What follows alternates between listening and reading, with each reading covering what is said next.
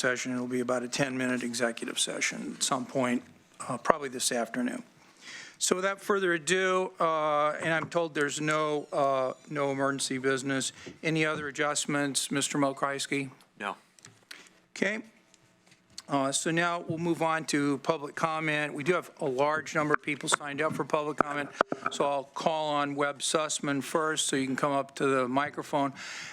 Each person will be given 2 minutes today, and I believe that we will get through all of the comments that people make. If we have additional time, then before our 10 o'clock, then we'll have the remonstrance and responses from commissioners. So I'll ask our vice chair to start the timer, and after you give your name and where you're from, and she'll start the timer at 2 minutes. Welcome. Thank you, commissioners. Thank you, administrator. My name is Webb Sussman. I'm from the city of Eugene, Ward 1. I have 2 items that I want to briefly bring to your attention this morning. The first is a comment on the annual report that I brought to you last month. The report was intended to be not an additional document for the county to produce, but a launching pad for new ideas on how to present information to the voters, how to present information to the public in a way that is not done right now by the county. My view on it was that it was a clearer, more effective tool that the county could use to present not only its current condition, but its strategic direction. And that's why I brought it forward. I've observed in watching the work sessions that that's not always the way it was taken. There were some people who thought that I was proposing an additional document for the county to produce. That was not my intent. And I'd ask that you reconsider the document in that light. The second reason I'm speaking this morning is that in my travels back to Lexington, I observed that the town is collecting its garbage in a 13-gallon container that looks like this. The item on top of the container is a handicap placard from a car, just for scale. That is the total sum of garbage collected each week from each household in the town. Everything else is recycled, including plastic. I don't know how they're doing it, and I intend to investigate that, but I would really strongly recommend that you guys start to look at this program because they're doing something much better than we are. We have a garbage container that's this tall and this wide. Theirs is down here. I'd recommend that you take a look at it, especially given the constraints on Short Mountain. I'll pass this to the administrator. He can, as with the previous document, circulate this around. And I apologize in advance for the quality of the picture. Thank you so much. So Lisa Arkin next, Eric Richardson third, the Raging Grannies after Mr. Richardson. Good morning, Commissioners. Lisa Arkin, downtown Eugene. And I'm here in partnership with Eric Richardson of NAACP to request that the county adopt a human rights and climate change declaration, which would become part of the climate action plan and the county's housing access plan. A declaration like this would outline the crucial shift in the way governments should respond to climate change. It's a statement that our current approach to climate change is utterly inadequate in the face of this existential threat or realistic threat, because climate change is arguably the greatest human rights issue of all.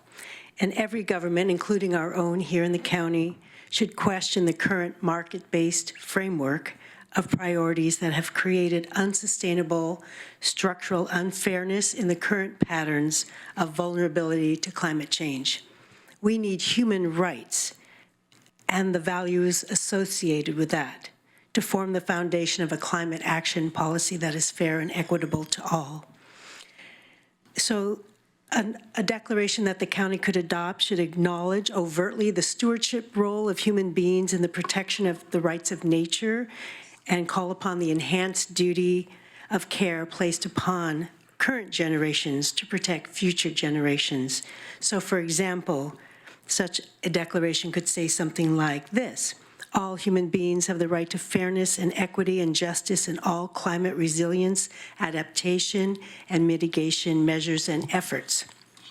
We would be honored to work with the county and your staff on crafting a resolution of a declaration of human rights and climate change that is meaningful to Lane County and pertains to the issues we face here. The one we've presented is a global one, so it kind of pertains to global communities, but we'd be very happy to work to incorporate this into a climate emergency and climate action plan. Thank you. Thank you. And you have testimony. Thank you. Eric Richardson, followed by Raging Grannies, followed by Aaron Lurch, followed by Linda Perrine. Welcome, Mr. Richardson. Thank you. So I'm a resident of River Road area, a father of 5 who've all graduated from our local schools here. And I just come to ask that you consider the gravity of the situation we are in today. As you look at your housing plan, as you look at your sustainability plan, let's look at the global nature of climate change. And let's honor the work of our scientists who have been working hard for many years. The evidence has been here for decades. As we move forward, we just ask that we, as servants of our community, really give that some thought. Think about it as our duties as human beings and as spiritual stewards of our communities and our planet. And so I just stand in support of everyone today who will be speaking about climate change and the need to address it. So thank you. Thank you. The Raging Grannies, please come forward. We know your name, we know where you live, so you don't have to say that. We represent all of Lane County.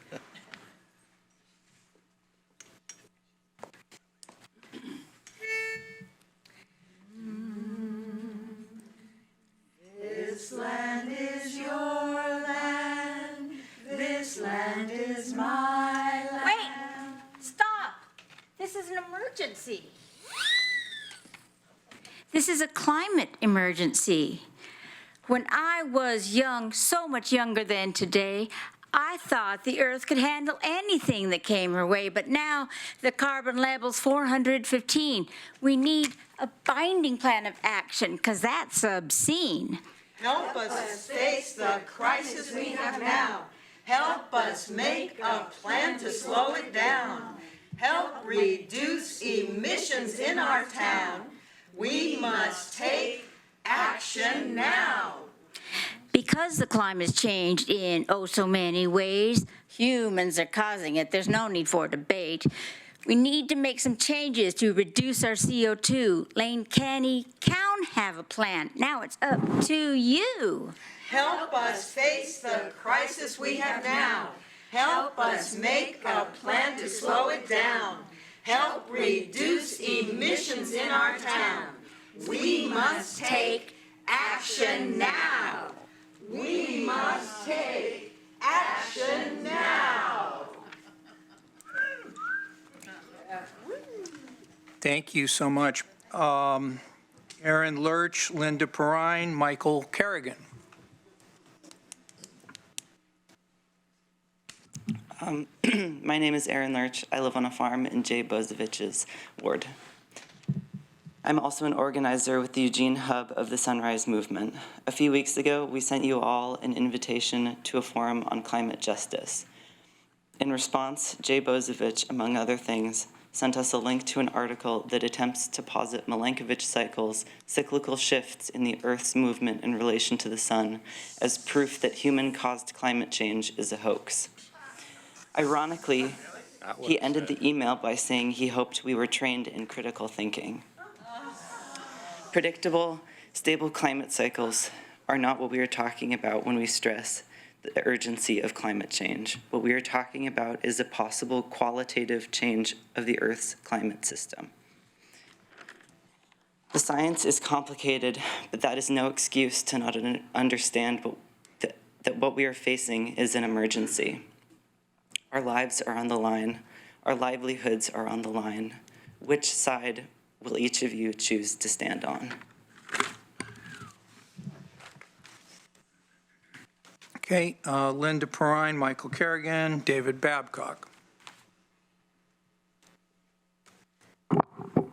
Good morning, I'm Linda Perrine, I'm in Heather Buck's district.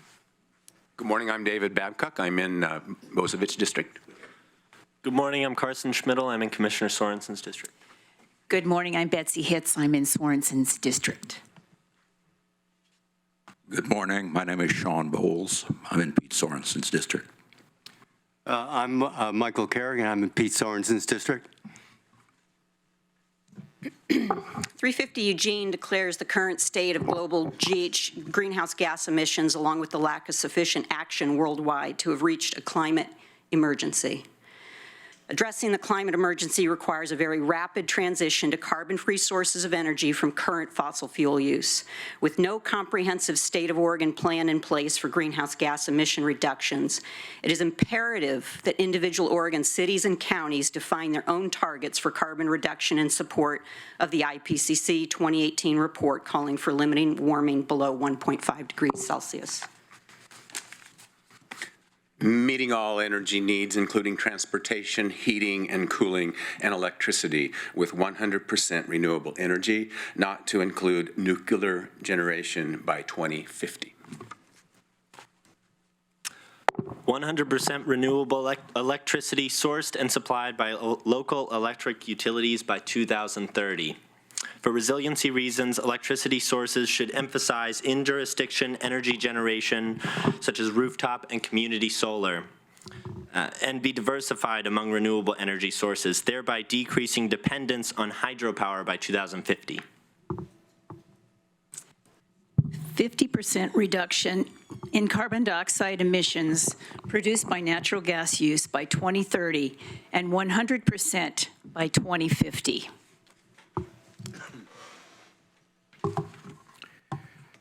Net zero carbon emissions by 2050. Any remaining carbon emissions that cannot be eliminated using renewable energy or other mitigation methods by 2050 will be offset through carbon sequestration achieved as close as possible with the priority of the city, county, and the Pacific Northwest. Carbon sequestration steps should include planting trees in the city and Lane County, shifting Oregon agriculture and forest policy to sustainable methods that sequester carbon, shifting Pacific Northwest forest policy, sourcing carbon offsets on the U.S. national market. And I think if we can have 30 seconds, we can finish this.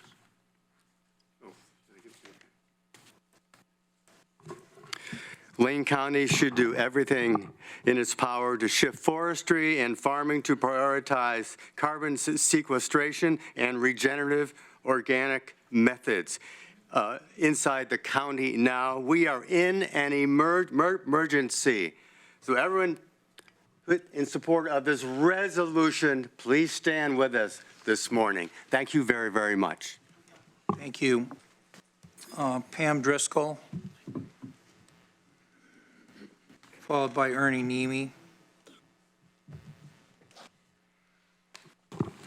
Every National Academy of Science in the world is in agreement. Those are the best climate scientists in the world. That climate change is happening, it's human caused, it's a global crisis, and it is an emergency. This is a long emergency. It's been going on for decades. I recommend transitioning to a system of natural capitalism as described by Amory Lovins and Paul Hawkins by the book of the same title, Natural Capitalism, which would basically include all the externalities into the price of a product. So for example, wood products that are harvested from truly sustainable biodiverse forests would be less expensive than wood products that are harvested from clear-cut tree plantations sprayed with herbicides where there's loss of biodiversity, loss of quality and quantity of water. We need to transition 180 degrees. Business as usual has got to stop.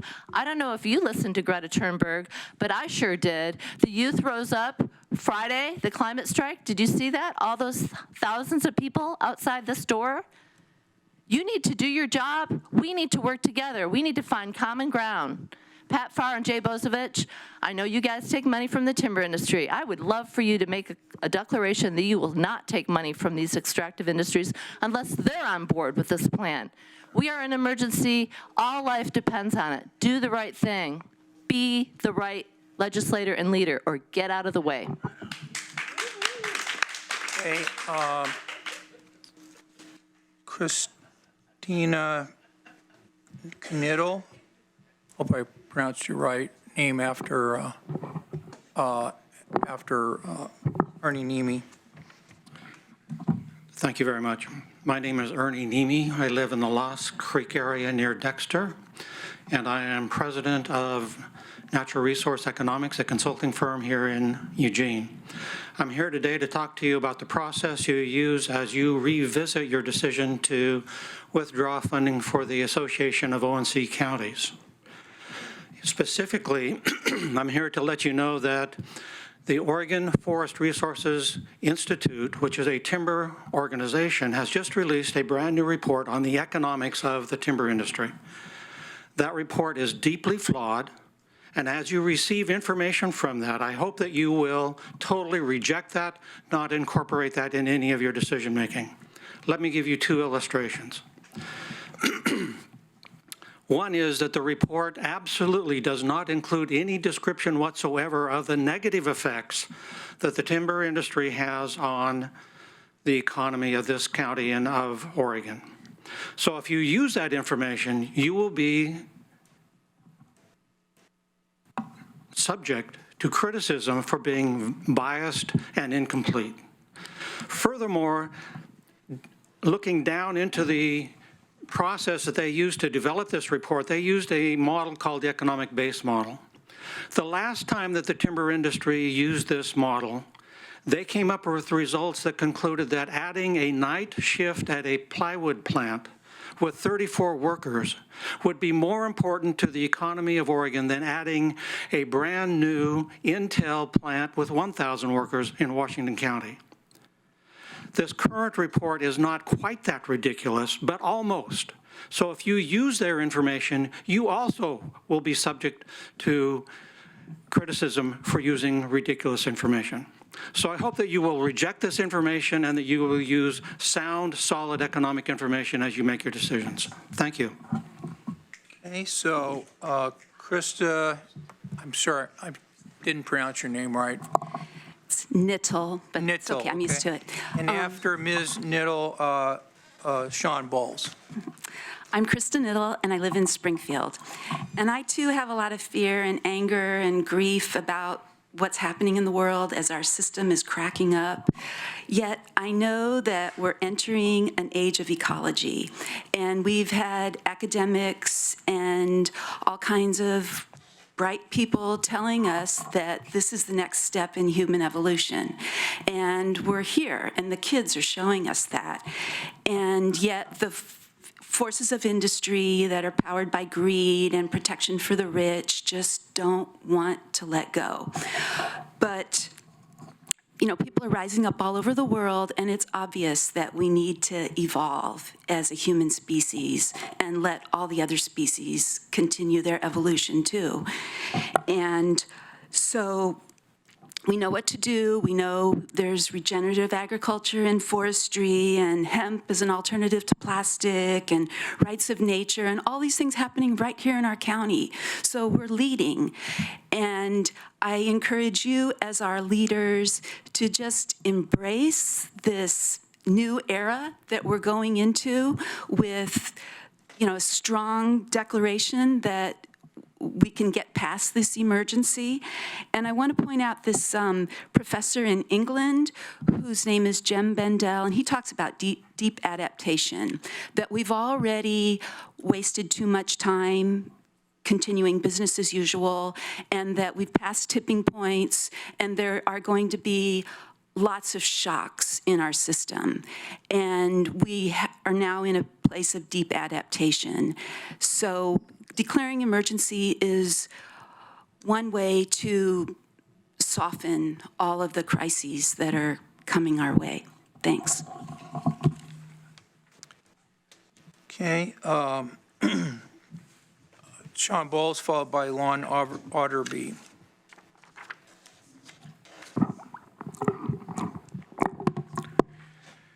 Sean Bowles, 105 North Adams, speaking as a private citizen. Welcome to the age of consequences. Welcome to the age of consequences.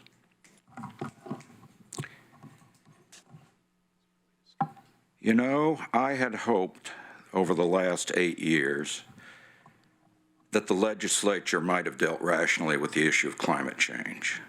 At last, such is not the case. That's how I find myself standing before you as the last best hope that you are for the citizens of Lane County in dealing with this crisis.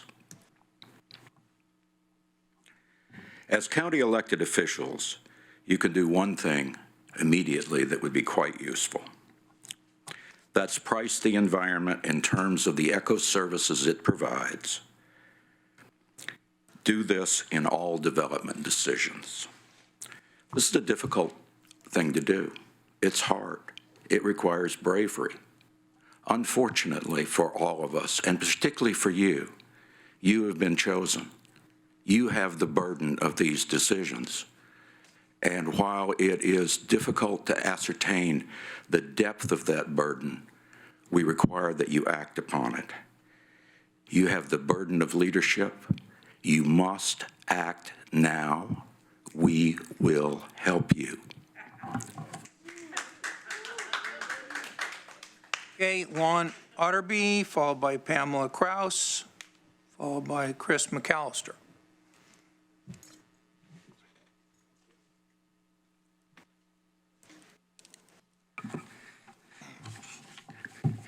Chair Sorensen, Vice Chair Buck, Commissioners, my name's Lon Otterby.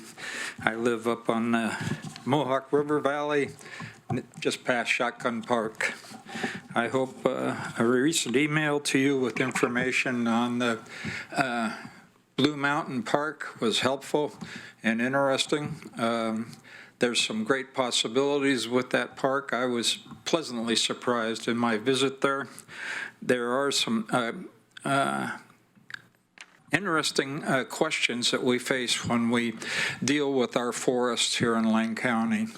One of the big ones is recently we did some major tree harvests in Mount Pisgah to support the oak savannas down there and took out some Doug firs. We're doing a similar types of habitat restoration up in the Rigdon area, east of and south of Oak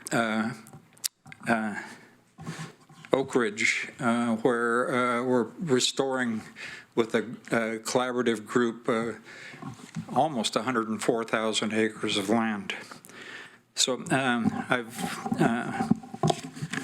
brought today a way to put together goals recommended by the chair of the Governor's Global Warming Commission, Angus Duncan, goals on how to move forward with how we're going to use our forests to both sequester carbon and to restore habitats. I would recommend, and hopefully there can be a work session where you might possibly invite both Senator Beyer and Representative Lively, who were both members of the Legislative Cap and Trade Joint Committee, to participate. I think also Angus Duncan, the chair of the Global Warming Commission, would be available to participate. Local people who just spoke, my friend Ernie Nemi is an economist on forests. That is a good place to start putting together a plan with the steps. Thank you. Thank you so much for your public comment. Pamela Kraus, Chris McAllister, Sandy Mann.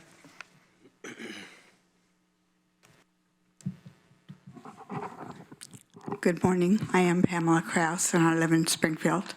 To kind of overarch what I'm going to speak, 2 topics to you. Please read my shirt.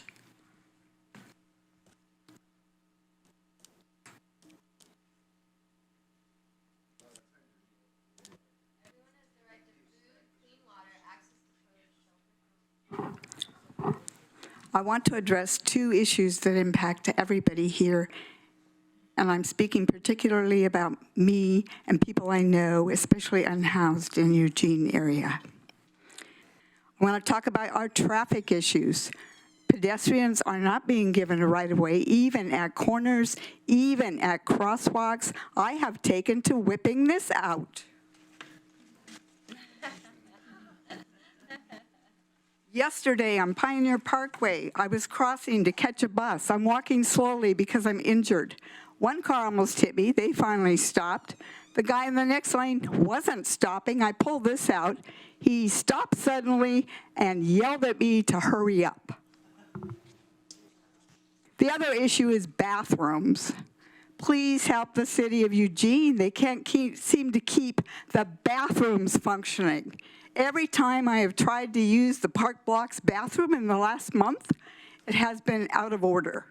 One time I talked to a blue shirt park ranger woman, and I said, who do I call? What do I do? She said, oh, call the number written on there. I said, did I miss it? Please show me. She looked and said, oh, there is none. I think that has been corrected, but the bathroom issue is big in this whole community.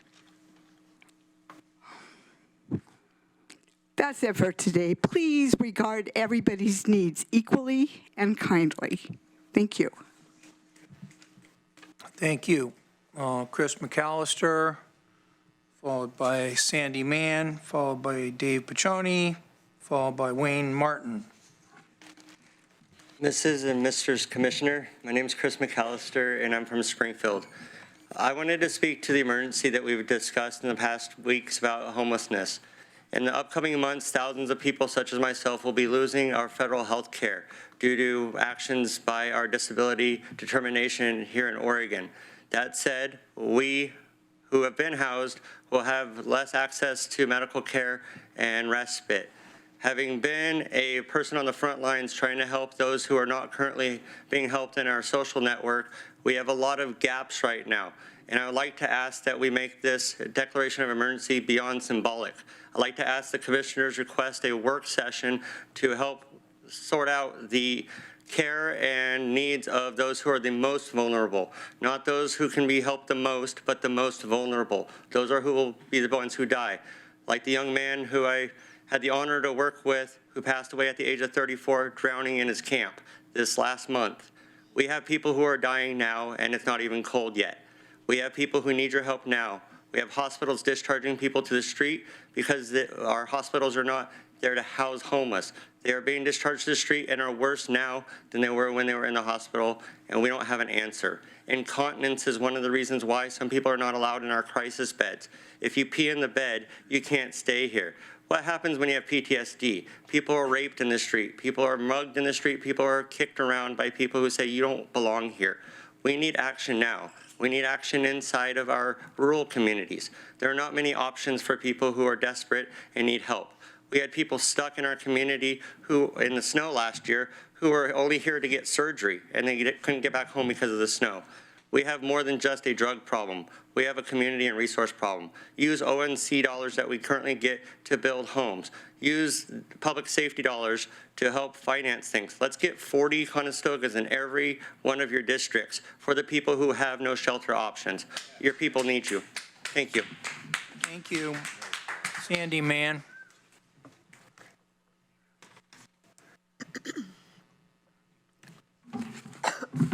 Good morning. Thank you for the opportunity to speak. Can you all hear me okay? Okay.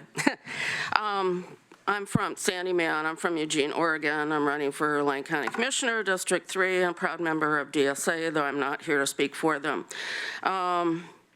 I concur with what's said about need for climate action, declaring an emergency, but I'd like to bring up the point. I've already emailed Steve Mulquer-Huskey and a couple of county commissioners about some alarming information I received this weekend about federal money being received by Lane County from ICE for weapons, as I understand it. I'd like to know if that's true, and if so, who's administering the money? Thank you. I hope I receive a response in the near future. Thank you. Thank you for your public comment. Appreciate it. So Dave Piccioni, and followed by Wayne Martin, followed by R.S. Self. Hi, how you doing? Since this seems to be a conversation about the environment, I'll just tell you how I see it. I see the environment as I divide it into three categories: land, fresh water, and air. When I was a kid in school, when I was like 7th or 6th grade, the concentration of carbon dioxide was 300 parts per million, and now it's above 400 parts per million, so just a progression that you can see very clearly. I think that the action that anybody can do to help the environment, and by that I mean the earth, the water, and the air, is living on a plant-based diet, eating only plants. I smoke cigarettes. I know it's not good, and I know it's hard to quit, and I'm probably not going to be able to quit. So I realize that a lot of people like me, and they're not going to want to quit. And but at least they should have the information of the impact that they're having on others. The ocean is salt water, but it's completely decimated with I just looked it up in my phone. The nets they use to catch fish in the oceans are like 2 miles long, which means they catch dolphins, turtles, birds, fish that nobody's going to eat that end up getting thrown over because they're not the fish that we like to eat. Thank you for your public comment. Thank you very much. Okay, Wayne Martin, followed by R.S. Self. Morning. I'm Wayne Martin, and I live in Commissioner Sorensen's block. I thank you for your past listenings and taking seriously some remarks that I've made through the years. I'm struck by how similar the homeless crisis is to the environmental crisis. It's really, really apparent to me that these are not only crises, they are, as you've been hearing, emergencies. And it's going to be very, very, very, very, very seriously troubling if we don't address them as emergencies.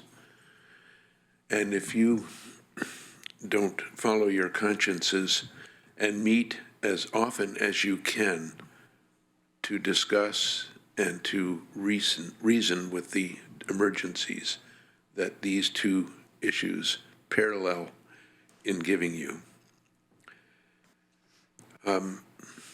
As you know, we have people camping on our streets. It costs a lot of money to continually patrol and arrest and cite people for having nowhere else to sleep.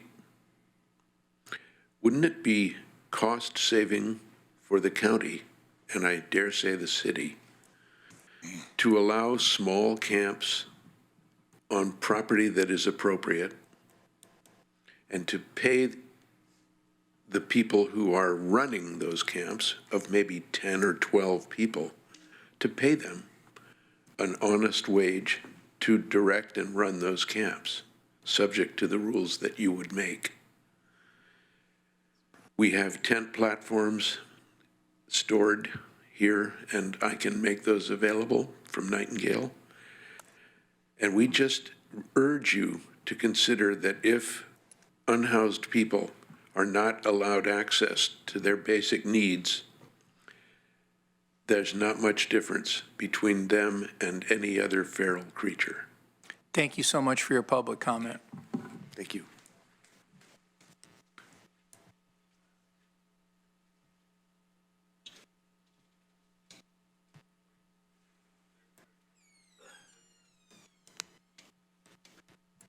Welcome. Welcome. Good, I have no ticker, good, all right.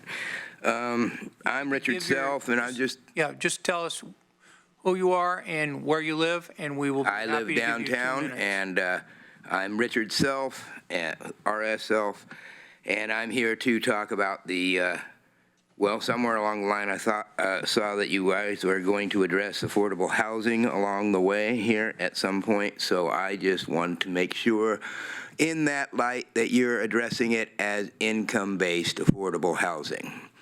So that, as Commissioner Bush once stated, there are people above certain income levels that are not available to certain poverty-based programs. They should be considered in this, so that unless you're able to afford a mansion and a yacht, basically, or your own home, and you're not well off, but you're at that stage.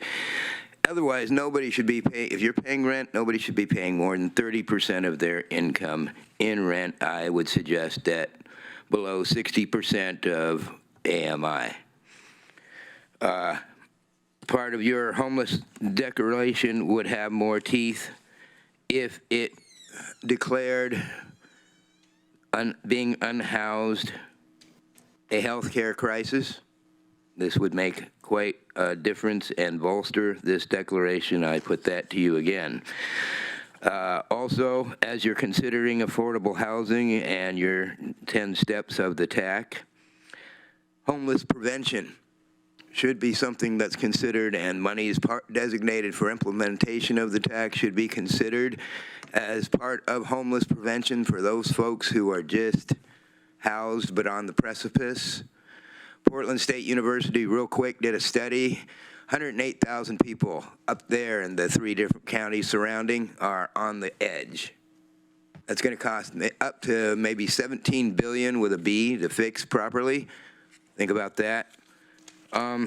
And last but not least, when you're thinking about prevention, disabled and senior folks have at certain income levels have no access to any poverty-based programs like food stamps, having a home health aid, Section 8. I suggest, though you don't have the authority, that you suggest to Homes for Good and local PHAs that Section 8 there's no Section 8 wait list for those who are elderly or disabled.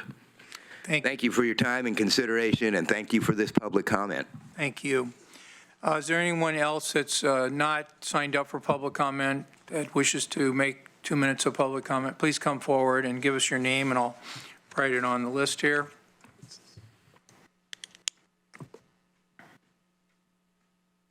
Hello, my name is Lex Worden. I am a student living over in the community, in the university district. Okay, welcome. Thank you. Hello, council members, and hello, community members. I just first want to acknowledge that we are on Kalapuya land, and I'd like to acknowledge the fact that we are standing on stolen land and that we are discussing taking care of that land and stewards. I did this last night, but I'd like to do it again in a little bit more of a formal way. I'm doing a declaration of having no children. I am going to be about roughly hitting my 30s when the extinction cutoff for catastrophic unknown consequences with natural disasters, immigrants, and migration levels from displacement and death of people and species. You know, and I don't feel comfortable raising children in a world that where our leaders haven't promised a safe, just, and sustainable future. I have taken a vow not to have children because I am committing myself to helping support and lead action on climate change and this climate crisis. I ask you deeply to consider and remember our interconnectedness and how deeply this affects everyone in this room, not to mention thousands of species and communities all across the world. We can be a beacon of hope. Eugene is already starting to do that in little ways. We as a community can gather together. We already are here to bring action, and we're here to support you all. And because it's incredibly difficult to be tied by rules and policies and having to understand and do things within the policies and legislations, but we're here to support you, and we're here to take action. And I deeply desire for Eugene to be a beacon of hope to other communities across the globe. Thank you so much for your public comment. Yeah, we're doing this together. It's time. Okay, and could you come forward and give us your name and take 2 minutes? William O'Brien, I live in Eugene. I don't want to have any moral plateau, or I feel kind of strange, almost, being an advocate for law and order, which I'm not. But basically, the other day I was at the University of Oregon. I was just sitting outside just enjoying the day, drinking a cup of coffee. And I saw this guy and a gal. They parked and took 2 parking spaces, and they were having a blow up. The gal was saying, well, you're stealing from me, and the guy's saying, he's chasing her down an alley. So I get on the phone, I call 911.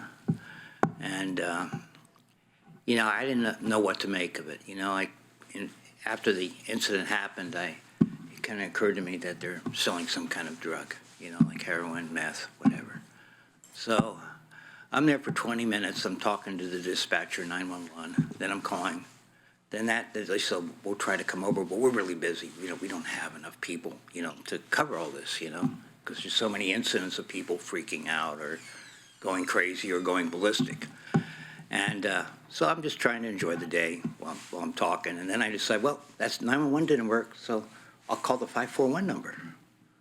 And, they're under stress too. They say, we don't have enough people, or whatever. So, I'm wondering, should I intervene? Should I get in this guy's face, or this gal's face, whatever? And I got 14 seconds.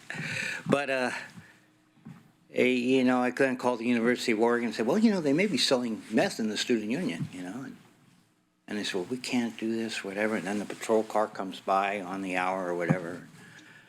And I should have gone down to the bookstore and talked to the security guy and say, and he was interested in what I had to say, And it's just like, I don't want to have any moral high ground, I just know the little statistics I have, I hear that Lane County has very high incident of mental health issues. I've been there. I don't claim any high ground. And supposedly Springfield has number 1, I guess in the state or the nation, methamphetamine. And I like 90% of homeless people. I have nothing against them. They're just like normal people. They're incredibly stressed out. If they're not getting their cup of coffee or if they're not eating a good meal, they're going to get stressed out. Thank you for your public comment. Thank you. Yeah, I really appreciate it. Okay, so thank you for everyone who came for public comment today. I would like to hear from commissioners in terms of any response you have to public comment. Are there any commissioners that wish to present any comments? Commissioner Bozevich. Thank you. I find myself sad and disappointed this morning.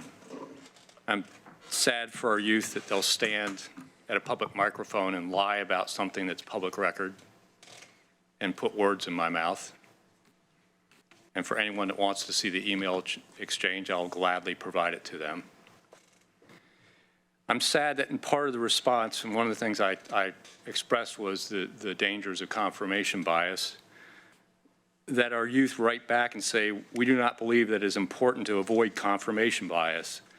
But we believe that it is important to avoid confirmation bias, but this is not a situation where it is relevant. Is there any situation where confirmation bias is not relevant? So I'm sad for our education system that's not teaching that. I'm sad that our chair has lost control of these meetings. How difficult it is to concentrate on the person here when somebody in the back row is snapping their fingers.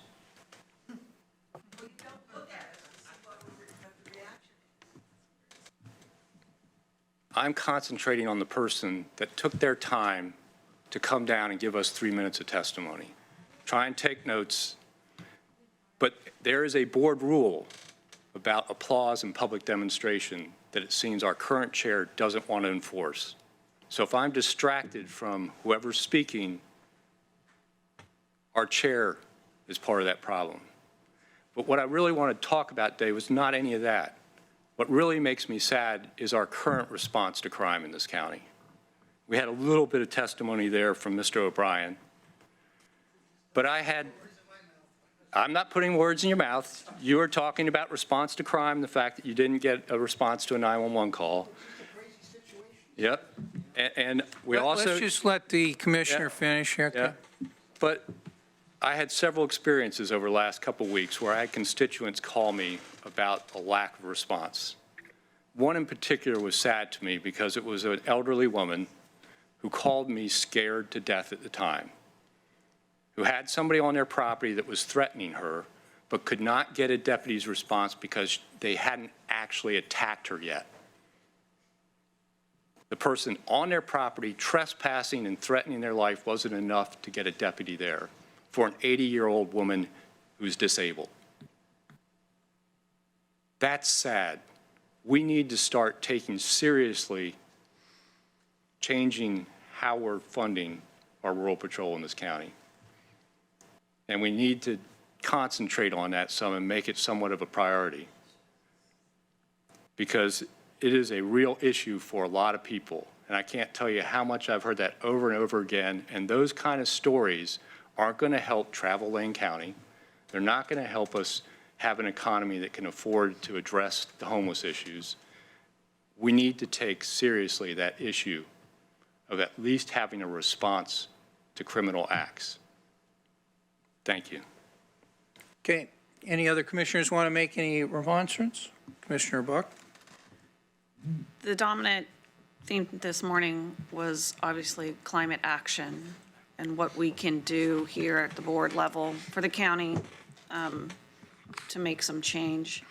We have already engaged in our first phase of a climate action plan, which I'm very happy is moving forward at this point. As part of that work, it was my expectation that we would do a meaningful resolution and include this in our strategic planning for the upcoming session. It is profoundly important, as we all know and have been hearing for this last week and years to come, I'm sure. I want to know what we can do to move the needle even further.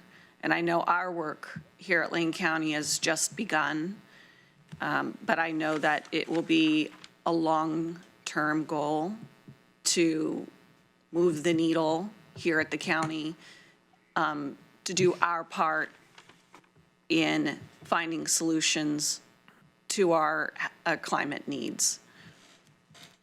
I support that effort wholeheartedly, and I hope that our board will as well as we move through these phases in how we deal with climate within the county.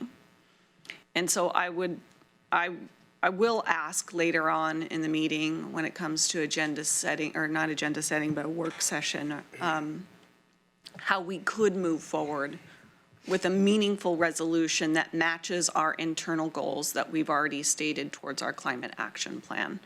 And I would hope that our board would support that as well. Okay. Commissioner Burney?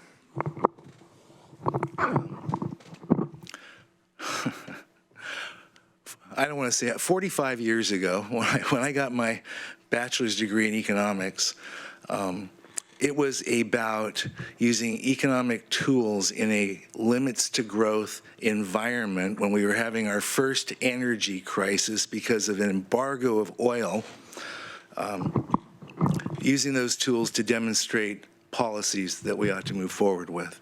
I got an F because I was told that the job of an economist is not to provide policy, but to provide data from which policymakers can make policy. 45 years later, here I am, and here's what I would like to say.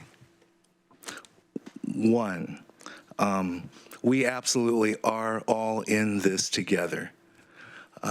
It saddens me that many people that came and spoke with anger and sadness as if we were not all in this together, and actually as if this group was the enemy of trying to do something about carbon emissions, about human rights, about justice, about all of that.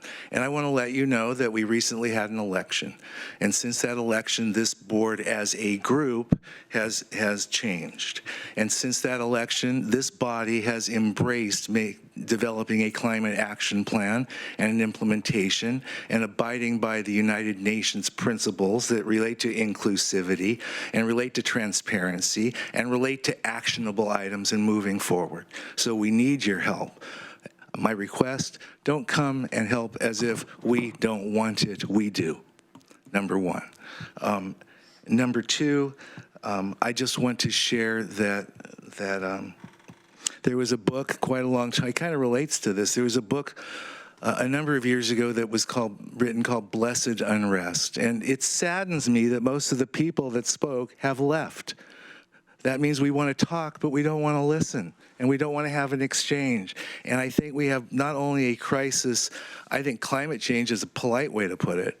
We have a collapse of various regional and global ecosystems, which are impacting life as we know it. And we have different views of that on this board. But there's another issue that I would like to speak to, and that is the issue of the unraveling of democracy. And that unraveling is occurring at the top, and it forces the discussion down here at the community level. And I think this body, and I request all of us in Lane County, in our communities, start talking and listening to one another with mutual respect. Whether we agree with one another or not, everyone should have their voice, everyone should be heard, and we should learn to disagree but not be disagreeable about it. Otherwise, we continue our bickering and existential threats continue to gain momentum. So I'm keeping this, forgive me, very high level, but there's not time to get into the weeds. Other commissioners want to speak, but I did want to make those 2 points. And I thank you all for being here, and another day perhaps we can speak about the role of education in all of this, because I think education for democracy is absolutely critical at this point in time. Thank you, Mr. Chair. Okay, Commissioner Farr. Thanks. I'll be brief because we are past 10 o'clock. You know, Mr. Mokrajewski, I came last night to testify at the Eugene City Council meeting. I got here about 45 minutes early, and I was pointed to the end of the line. I signed up 48th in line last night. I didn't stay to testify, but I'm going to ever so briefly testify on what I would have testified to the City Council on it, because it's important to us also. Yesterday, they approved a street annexation in the River Road area. It's just a street, not a property annexation. And what it allows is for the Eugene Police Department to patrol and issue citations for illegal parking. The illegal parking has been taking place in that area because of the City of Eugene's expansion, incorporation of an area that had been open fields that is now an apartment complex. The people living in the complex didn't have enough parking spaces, so they were parking in the in front of county residences. So the city will be incorporating, will be annexing the streets, allowing for this EPD to provide parking enforcement. It's taken us, Mr. Mokrajewski, you stood in the driveway with me about 3.5 years ago starting on this process. It came to some some form of fruition last night that's going to have a profound effect on the people who live in that area.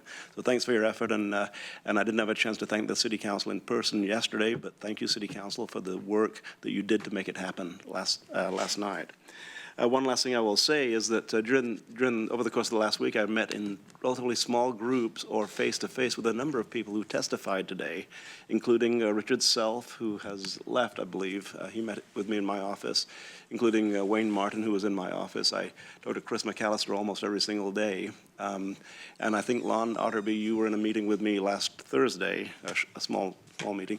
Mainly, we're talking about poverty and homelessness, and that's the main focus that I tend to have when I have the small group meetings with people. Thanks for your working together with me to make sure that we address some of the very basic needs that people have in their lives. Sanitation, water, a place to go to the bathroom. And I'd like to point out that Arwen Mas-Despain is in the audience right now, probably for an upcoming discussion that we're going to have, but Arwen is on the front line cleaning people's clothes and returning their clothes to them, the clothes that they clean, rather than just giving them a new set of clothes. They get to keep their own clothes. Wow. It's amazing what we can do with small resources if we all put our minds together and make it happen. And it is happening. It's happening all around us with people who are here testifying this morning. Thank you. Thank you.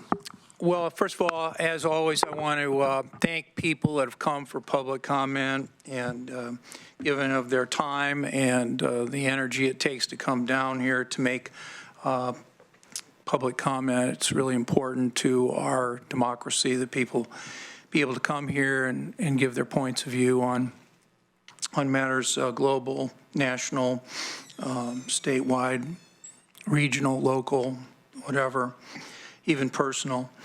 I wanted to take a few minutes to talk a little bit about the young people and the demonstrations and presentations that were made over the last week or so. We had the Sunrise Movement here in Eugene and the young people coming to Harris Hall on Friday. And I wasn't there in person, but I was certainly there in spirit. And the email I received on what young people were concerned about the threat to their future because of the climate crisis was quite meaningful to me.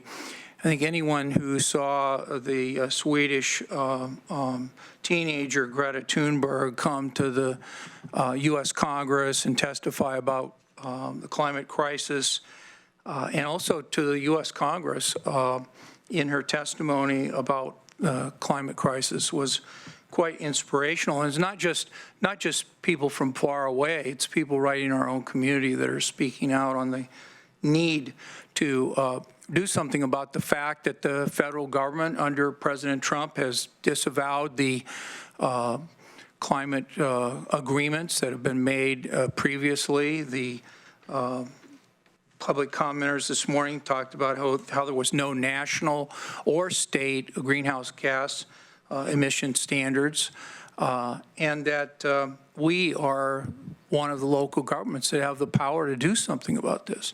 So my view is that whatever we're doing, and I agree with Commissioner Buck, we are doing, and Commissioner Bernie, we are doing things, and we have certainly changed the direction of Lane County government.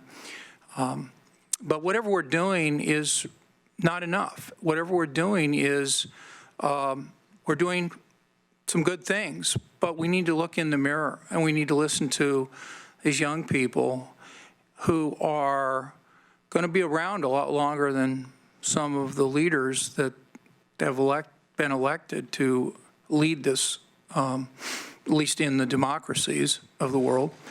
And we need to do more. We need to put aside business as usual. We need to recognize that this is an existential crisis that our whole world is facing. So I just want to thank everyone for coming in today. And one other thing, on the topic of homelessness, you know, if we are getting cuts at the federal level, we're getting stable funding at the state level, unless we put more money in at the local level, there will be more homelessness. There will be more people without homes. We need revenue, local revenue. And it's a hard discussion. And I hope at some point we recognize that talking about doing more about it, unless we provide some revenue, unless there's a change in federal policy, and I hope there is a new federal administration in a year and a half, but unless that happens, and unless Congress provides the funding, we are going to have to provide the funding. We, the taxpayers of Lane County, are going to have to provide that funding. So without that, it's going to be just more talk, in my view. So thanks for coming in, for all of you. And I'd like to now call up our friends from Travel Lane County. We have item 8A, which is our semi-annual report from Travel Lane County. And Carrie Westland is here, and I'm sure plenty of other folks are with her. And thank you for all your great work, and we'll be happy to give you some time for your presentation. Thank you very much.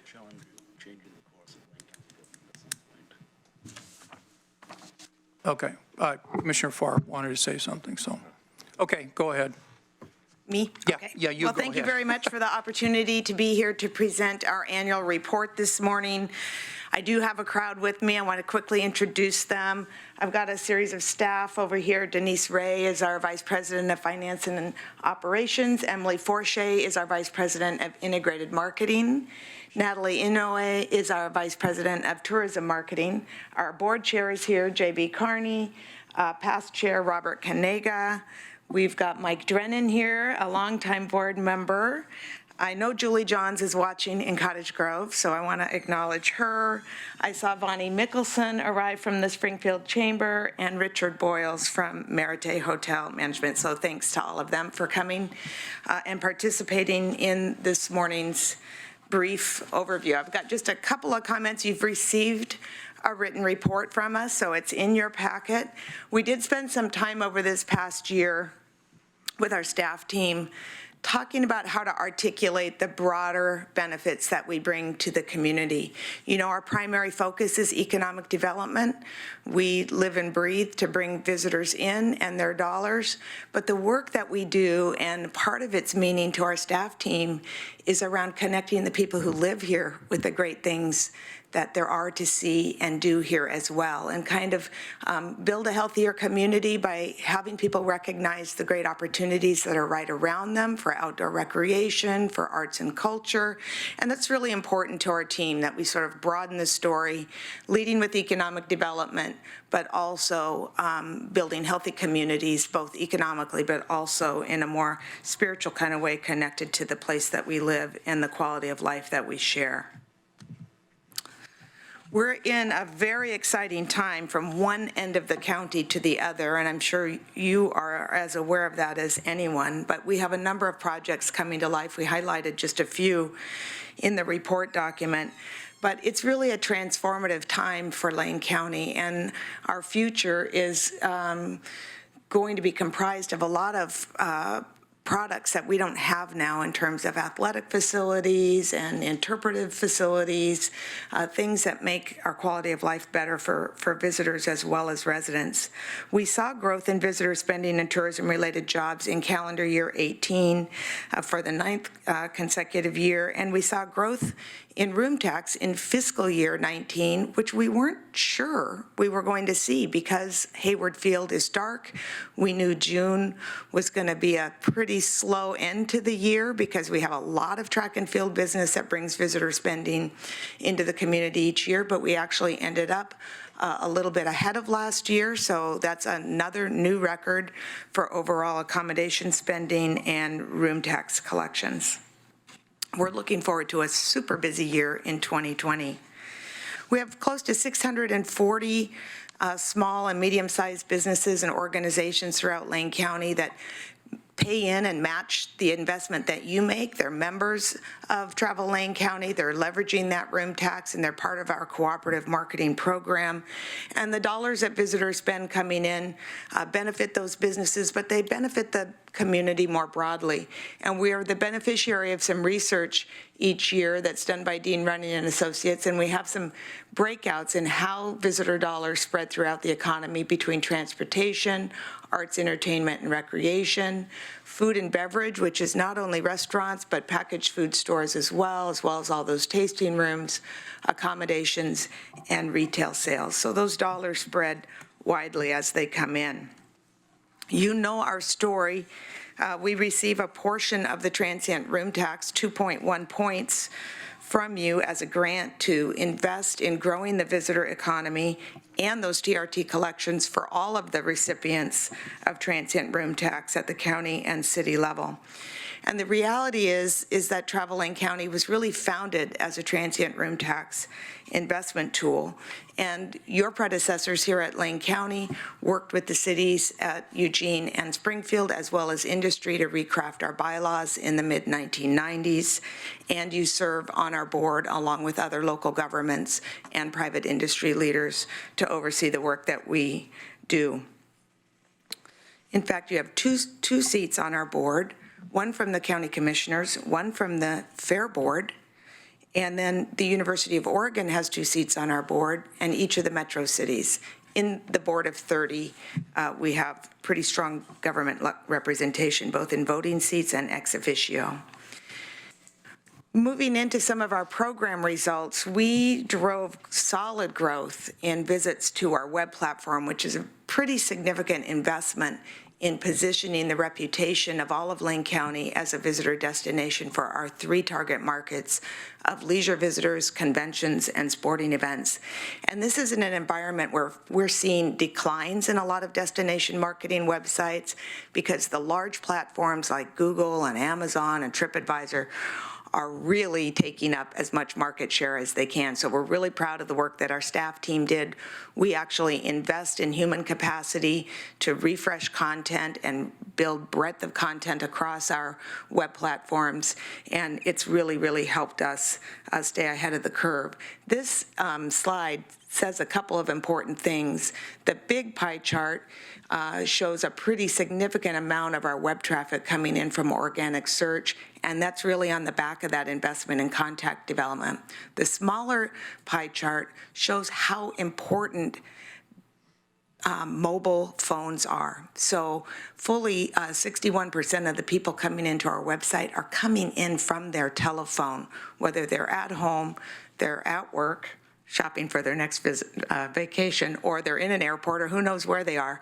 But we spend a lot of time making sure that our website looks good on a mobile platform and that people can find the information that they're looking for, even on a very small screen. It does look good, by the way. Thank you. The other thing around integrated marketing is that we're continuing to invest in building out our libraries. We've talked with you about this several times in terms of our video library and our photography library and how important those assets are to our community economic development partners, as well as local government and the private sector, and always making sure that the destination looks good for all audiences. And we brought one video to share with you. We have a new video we released a few months ago on Veneta, and we brought that to share. Except that you can't hear it.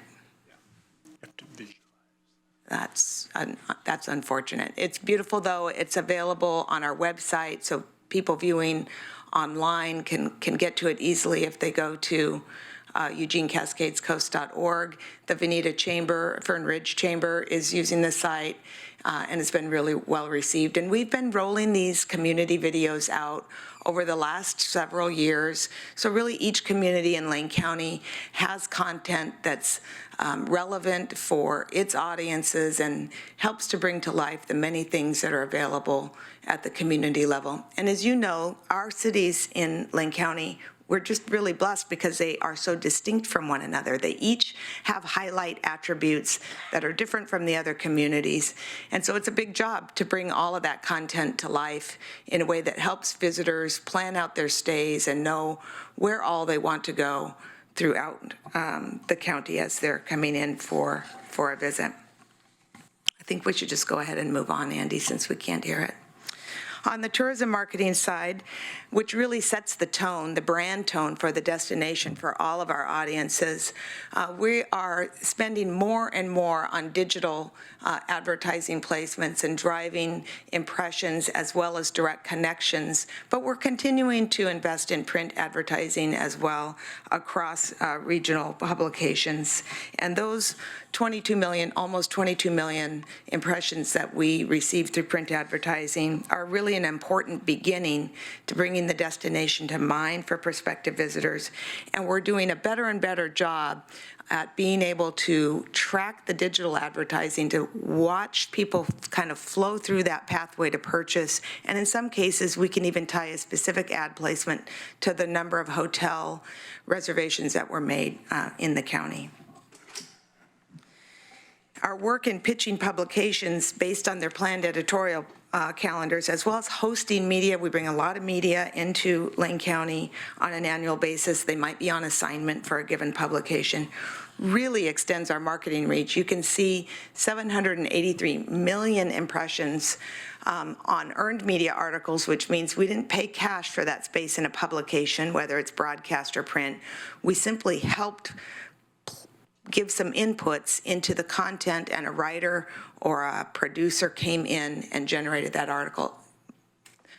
More than almost double our total budget is earned in the marketplace. And then the other thing I wanted to talk about on this slide, in addition to our strong social channels, but as you know, we help bring some product to life too, and this year we worked with Travel Oregon at the state level as well as individual communities at bringing the South Willamette Valley Food Trail to life. We thought we better do something besides just drinking trails. We've talked to you about the Eugene Ale Trail and the South Willamette Wineries Trail and the Distillery Trail, which all went onto an app platform this year. But we brought some food to life as well so that all those craft restaurateurs as well as our craft beverage producers are easy to access for visitors. It's been very, very well received.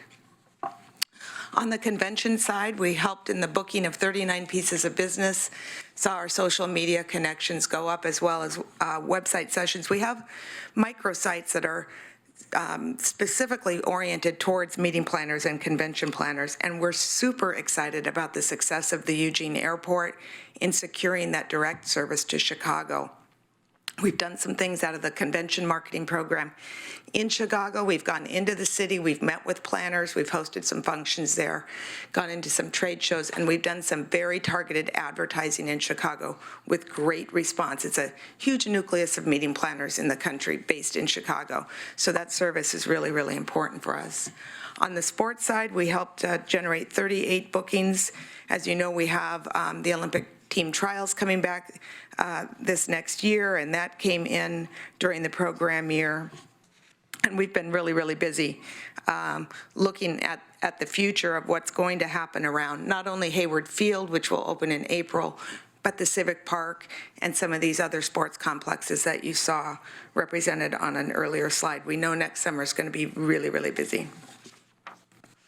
Again, back on the transportation side, in addition to the Chicago service, we were thrilled that the airport offered another TSA line at the airport. Our airport is so phenomenal when you think about how easy and quickly you can move through our airport compared to larger airports. We're really, really proud of the work that they did. We were thrilled that Uber and Lyft came into the community during the program year. The bike share program had a very successful first year, and we have new tour and shuttle service providers in the destination as well. And that is all great news.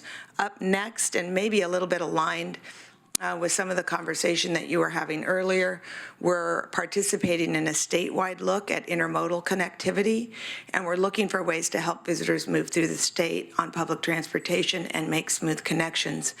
At our staff meeting this week, I overheard that we have a couple of staff actually even within the destination. They're heading upriver, they're going up on LTD to hike the McKenzie River Trail, make sure they can make the LTD bus back down, because we have a lot of people who want to move through the destination on public transportation, if at all possible.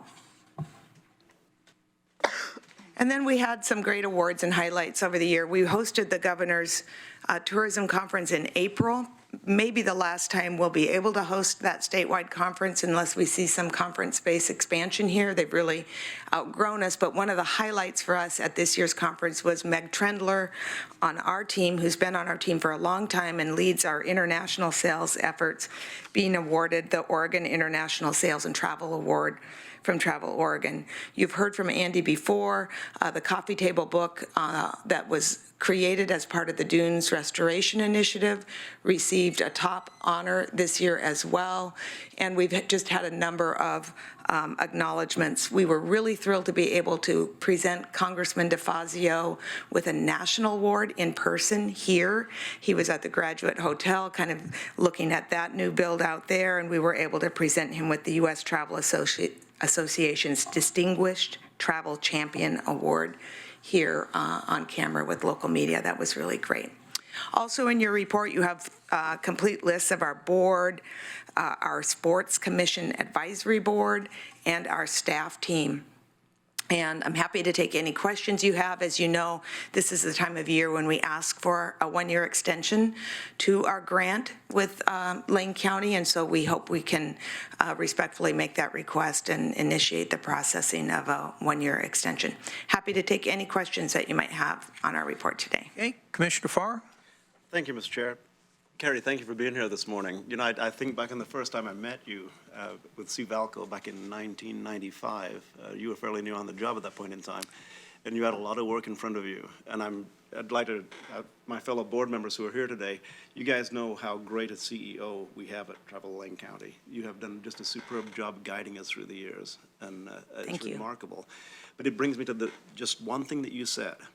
This may be the last time we can host the Governor's Travel Conference, because what did you say? They've outgrown us. Yeah. So we're really wanting to see the Eugene Conference Center space expanded in some way if possible, or sizable space developed somewhere in the metro area. So the space that the city of Eugene owns that's attached to the Graduate Hotel is about 30,000 square feet of usable space. And if we have a full-service convention that has any kind of significant trade show needs, which that's an example of one that does do a significant trade show, it simply can't fit in that space anymore. And we've had them in about 3 times now. They've said this is really it, and this time they said this is really it. They had 200 people that wanted to attend the Governor's Conference on Tourism that they had to turn away. And then good news is the industry is healthy. It's seen positively. People want to be at the annual tourism conference. In fact, Richard Boyles actually serves on the Oregon Tourism Commission at this time and helps to oversee that program. So that's great news. It's just that if we want to remain competitive, we're going to need larger space than 30,000 square feet. And I'd like to point out that you keep your board's eye on that ball. You know, it's a continual discussion that occurs at the board level. Well, and the flip side of that, I mean, that's a positive. The flip side is it's the one item that's been on every strategic plan that we've adopted since I've been here that I don't get to put a check mark next to. So I need to get going here. I can't work here forever. I've got to get some conference space in place. And I've been here 23 years, and I have failed the board in motivating a public-private partnership that results in expanded conference space. So I'm pretty focused on it right now. And nobody here views that as a failure at this point in time. In fact, the board members I know are smiling because it means you're going to be here a while longer until we can apparently. That on there. Yeah, I'm going to need some help to get to retirement. Right on. Thank you, Carrie. Okay, Commissioner Buck, Commissioner Burney, Commissioner Bozevich. Along the same lines, I'm curious if there is any other places other than conference space that is also at capacity. You know, any part of your industry. It's a really good question. You know, we have compression against our hotel rooms at our peak events. And in fact, in the planning for Oregon 21, we've got our hands full with the accommodation sector, but we also are lucky in that we have all these private student apartment complexes. And so in that instance, we'll bring those into play to host what will be a really, really, really large event for us. I don't know that I'm hearing of major constriction points. We have some festivals that are careful and really attract a significant amount of visitor volume, and so they're monitoring their ticketing and those kinds of things. So Oregon Country Fair is a good example of that, where they kind of at some point place a restriction on the folks that can access the festival. I think, though, unless... Sports is being addressed. Sports is one where we're looking for more facility development. We're working on an indoor track facility, and then the City of Eugene is looking at a multiplex outdoor sports field complex out in the Golden Gardens area. We have the Civic Park coming to life that will be opening in April, and we certainly want the opportunity to have facilities that we can drive hotel demand against. In particular, sports we particularly love because it serves residents as well. So it's good for our kids, it's good for our citizens of all ages to have sports facilities that they can enjoy while we're also using them to bring in economic development. Carrie, this is my first opportunity publicly to thank you for all the orientation you and Andy gave me when I was a very unlikely candidate. And you still took time, you still provided respect, and I thank you very much. And like Commissioner Farr, I remember Linda, who preceded you, and worked with her a lot. And I think I like to be critical, but I think the professionalism and the attention to detail and the community engagement that Travel Lane County represents is really unsurpassed. You have my utmost respect, and I think you know that. Thank you so much. I also want to publicly state that I agreed before I thought I might ever be an elected official that a first-class hotel convention center, as you know, is sorely needed. It seems to me that that's one arena where we need to help you retire, and we need to see how we can't, in a value-added way, engage. As you know, I brought a large developer of hotel, conference center, multi-use facilities. They own the 800 acres in Brisbane that includes Candlestick Park. They have owned it 10 years. They're finally breaking ground on a hotel conference center there, and they were very interested. And all that means to me is that there is a reiteration from the market that this is an investment opportunity that will turn a dollar, make money. It's time, if not overtime. And I will lend whatever assistance I can on this board to creating a clean energy, net zero facility or close to it, as I've done in my other business life, and one that we can all be proud of in terms of how it's built, how it's operated, how it's managed, wherever it ends up and however that looks. So all I can say is thank you. You got my support. Thank you. Thanks, Carrie. Another great presentation, and I kind of have a sad feeling about that Veneta video. It's giving away all my secrets. Oh.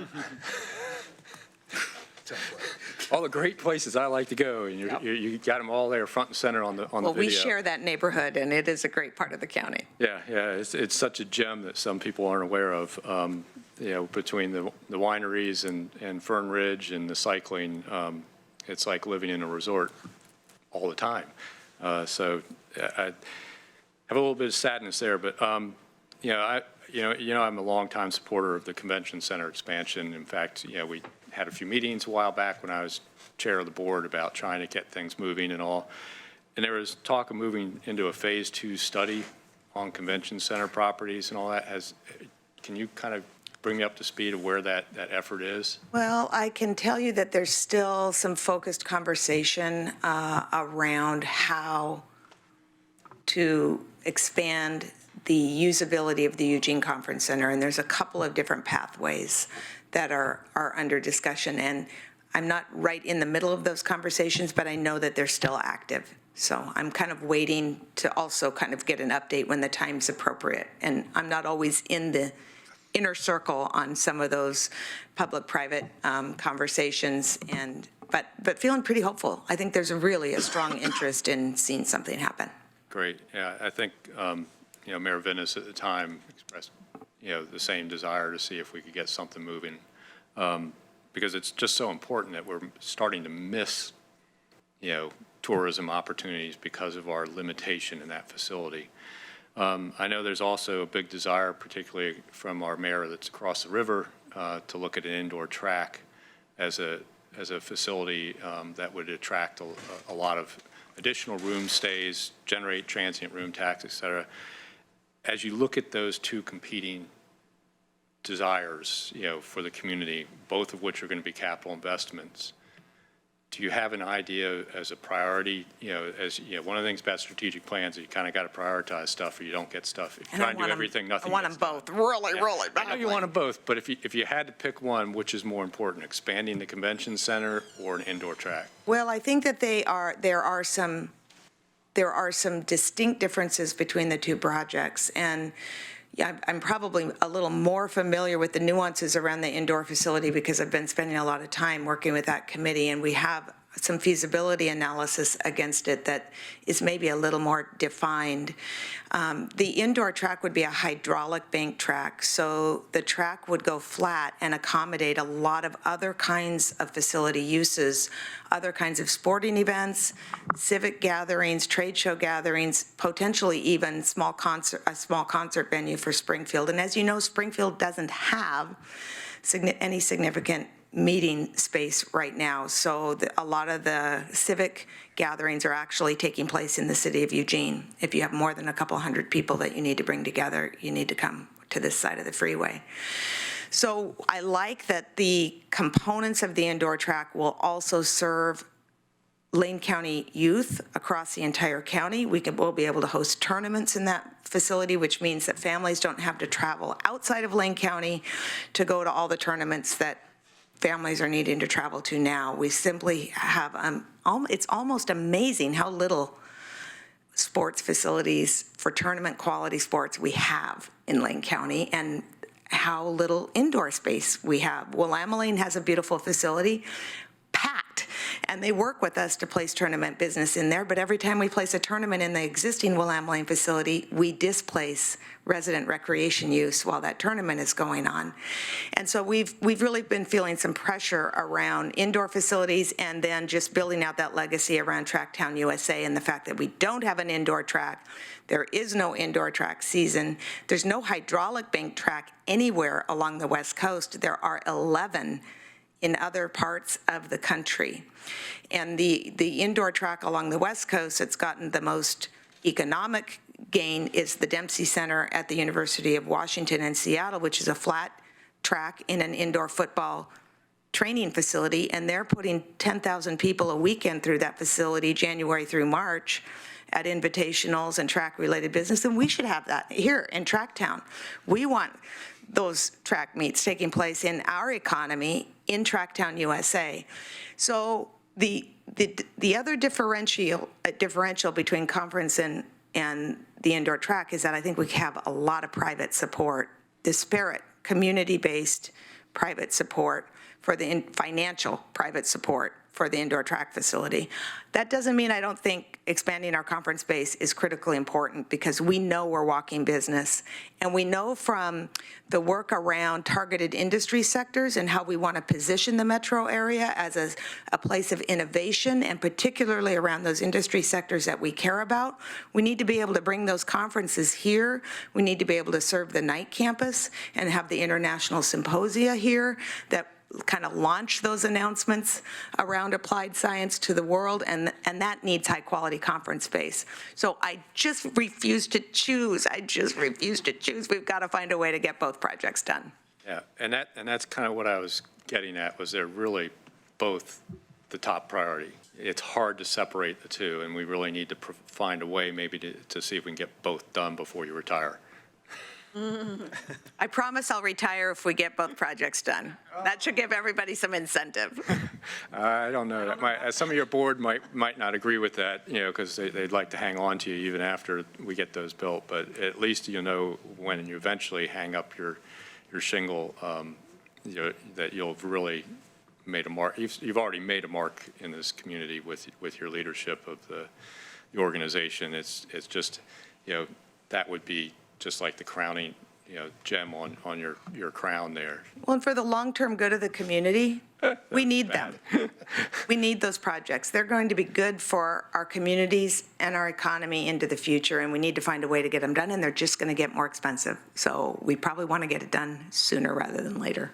Well, thank you so much for your presentation today. We really appreciate it, and we're looking forward to our next semi-annual report. And at this time, I'd like to call up Andy Bravora, who's here on item 8B, to give us an update on the Connect Lane cycling project. And welcome, Andy. I'll go ahead and just sit right here. I appreciate the opportunity to talk about Connect Lane. I know there's probably varying degrees of knowledge about what Connect Lane is.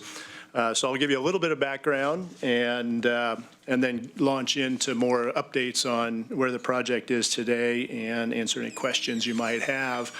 One of the things you might ask yourself, why do we care about cycling? Well, there's a lot of information out there. Outdoor participation rates, cycling ranks in the top 3 by participation rate, and frequency is number 2. So these are things that people are participating in across our country, and they're participating in them at increasing rates. The newest data that just came out lags a little bit, but 2017, you can see a slight increase. Doesn't seem like a lot, but that's almost 2 million more participants in the outdoor recreation space. So we should care about that as an economic driver. And as we drill down a little bit into Oregon, why bike tourism matters in Oregon, there's a study by Travel Oregon that showed that bicycle tourism generated over $400 million in annual spending. And when we look more closely at the Oregon Scenic Bikeways projects themselves, which celebrated their 10th anniversary this year, that unique program is generating economic returns as well. And I just pulled out a few because we have 3 in our area, soon to maybe be the 4th, with the potential of the Ofterheide being selected as the newest of the Oregon Scenic Bikeways. So we're looking forward to that.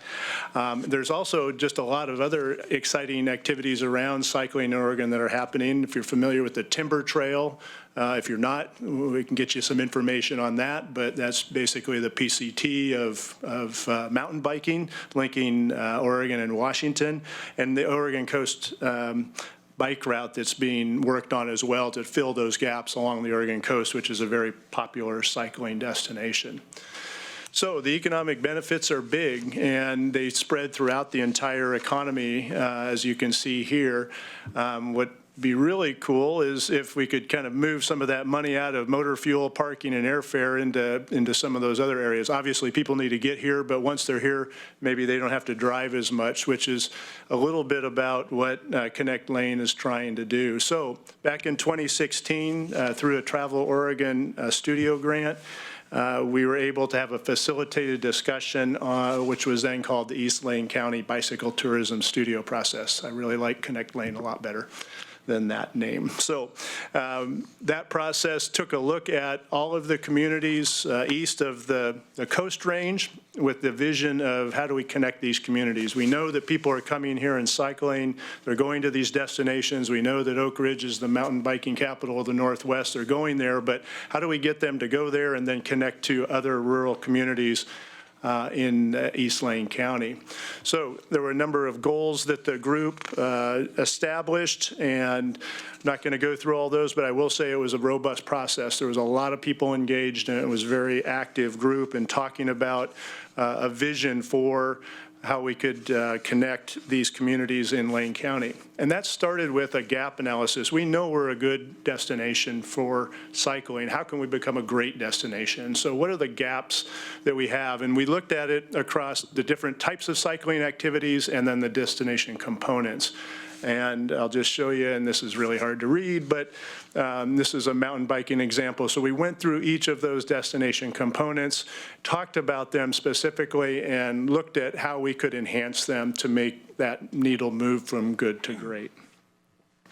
So coming out of the process, which I think was an interesting and, again, exciting one. It was one that I think surprised the Travel Oregon staff who facilitated it, because normally when they do these studio processes, it's around a specific geographic area, a Main Street project or a community, but this was suddenly this broad area, and we actually had to have 2 additional facilitated meetings because it was such a big, giant undertaking. But we came out of it. We had a lot of excited people, and we developed action teams that you can see there that broke the project down to, okay, what's the next step to move this project forward?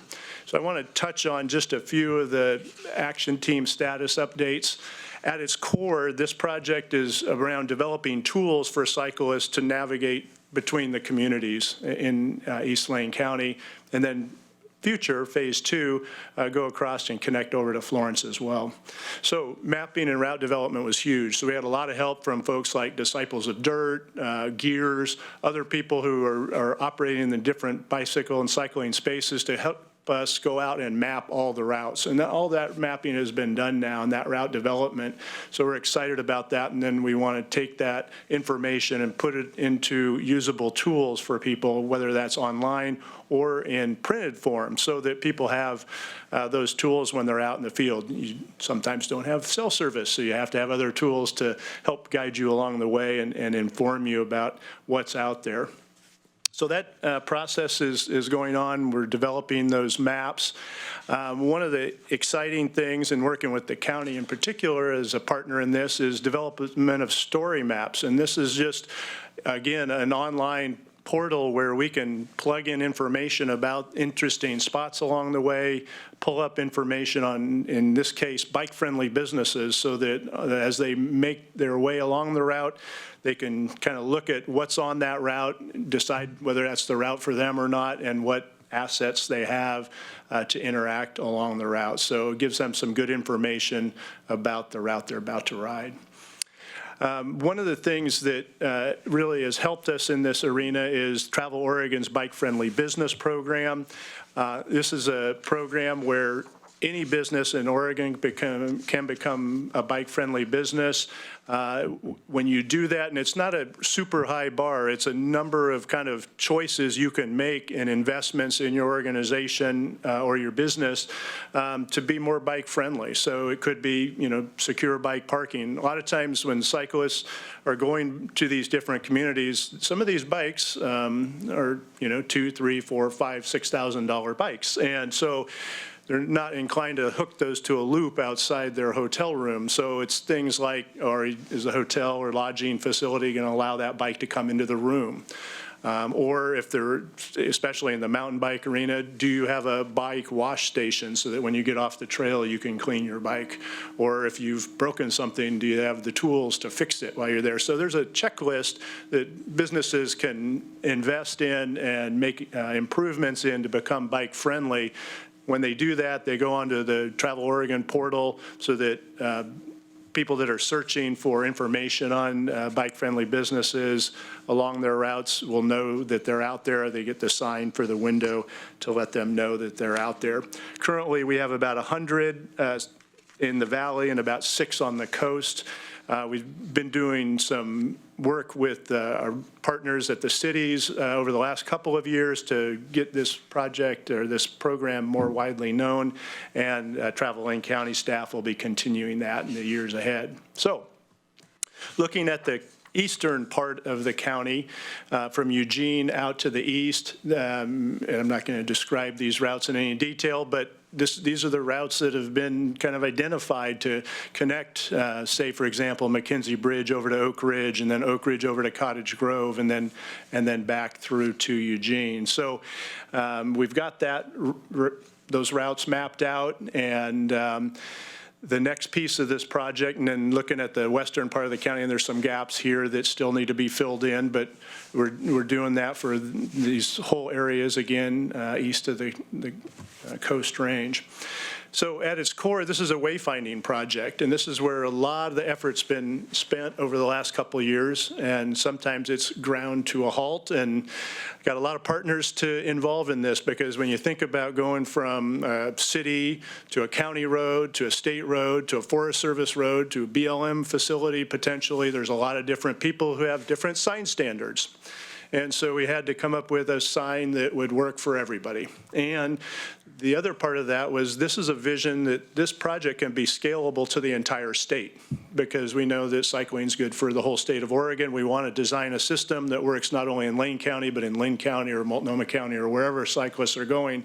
And we want to have a consistent themed wayfinding mechanism. So a lot of time was put into developing this sign, and we got approval for it from everybody but the Forest Service. And it was kind of a grind with them in terms of the color of the sign and the size of the sign and whether or not you could have directional information or distances and other elements that they just have rules about that aren't allowed in the forest. So happy to say that as of about 2 weeks ago, I talked to Brenda Wilson at LCOG, who's kind of our leader of the group right now, and that was approved by the Forest Service. So same design, different colors, but those will be on the segments within the Forest Service. And then on the other roads, you'll see this sign design with information, again, leading the cyclists between the different communities. So you can see this is an actual sign on CL2, Connect Lane 2. That's the segment from Cottage Grove over to Oak Ridge. We were able to sign a bunch of that early on while we were waiting on some of these decisions to be made. Now we can move ahead with the rest, and we'll connect up to Connect Lane 1, which again is then Oak Ridge over to McKenzie, and we'll have our first 2 segments signed, hopefully here in the next, I shouldn't guess how long, but soon. So a lot of work around signage. On the lodging and business services, again, working with those businesses to kind of do an evaluation of what types of amenities would help cyclists, and working with communities on bike hubs. So there's been a lot of discussion, again, about bike hubs in different parts of the county. Happy to see Crestwell's moving ahead with one. It's under construction right now in this Wayside Park at Cloverdale, just east of the shopping center there on the east side of I-5. So again, along this route, as cyclists are coming into town, there'll be a kiosk with information, with bike tools and other things to help them if they need it along the way. Cottage Grove, just a week or so ago, cut the ribbon on some bike lockers in 2 parts of Cottage Grove. Again, those investments are really important to supporting cycling throughout the county. I'm heading up the group that's coming out and doing presentations like this. We've had the opportunity to inform some of the city councils around the county, talking with chambers of commerce and other groups, just to spread the word about the project and where we're at.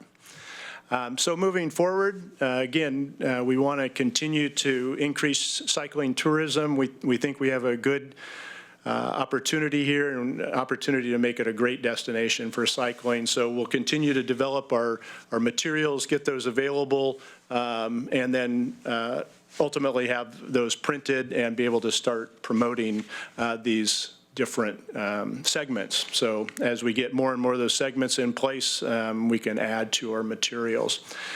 We end each of our conversations with how do you get involved? Well, you can join action teams. We've had some changes. Mayor Jim Coey, former Mayor Jim Coey of Oak Ridge was instrumental in pushing this project forward, and he's moving on. Brenda Wilson is our lead right now, and she does a fantastic job. We've had some other changes just as in the research area. Kay Bork from Veneta, the planner out there, just left the community and took off on a 3-year sailing trip around the world with her husband. So we have a need in the research area. So we want people to join an action team and get involved there. There'll be opportunities for funding and matching grants for these signs.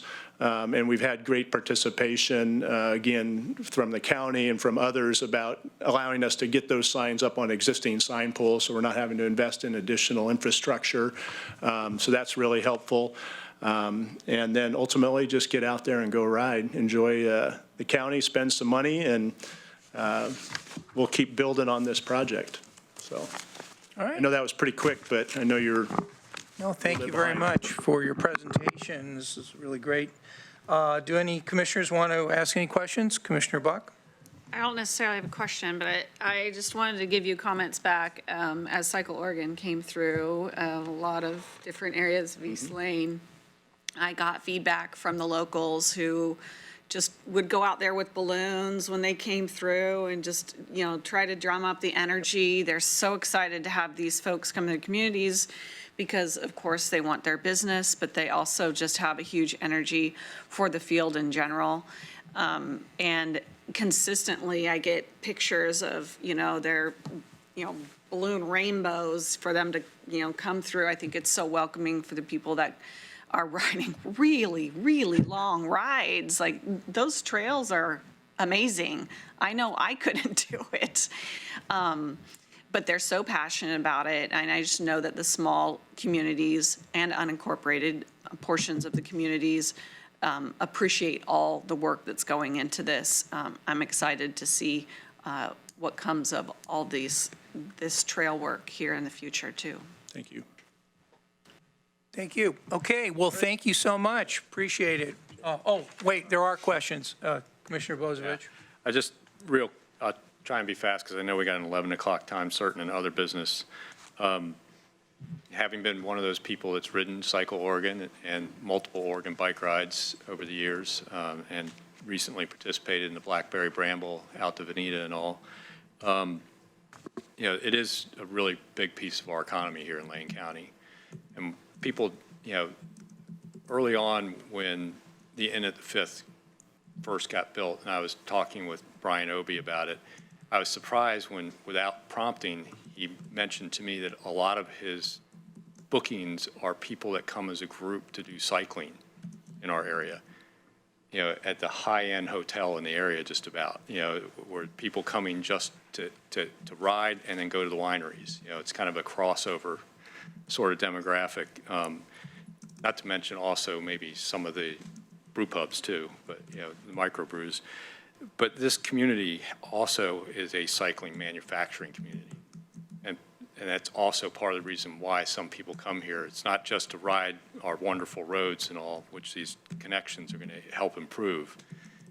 It's also because they can stop in and see where their bike was built, whether it's a CoMotion tandem or a Bike Friday folding bike that they actually were able to bring on the airplane with them, or it's a Burley trailer that they're using to haul their gear.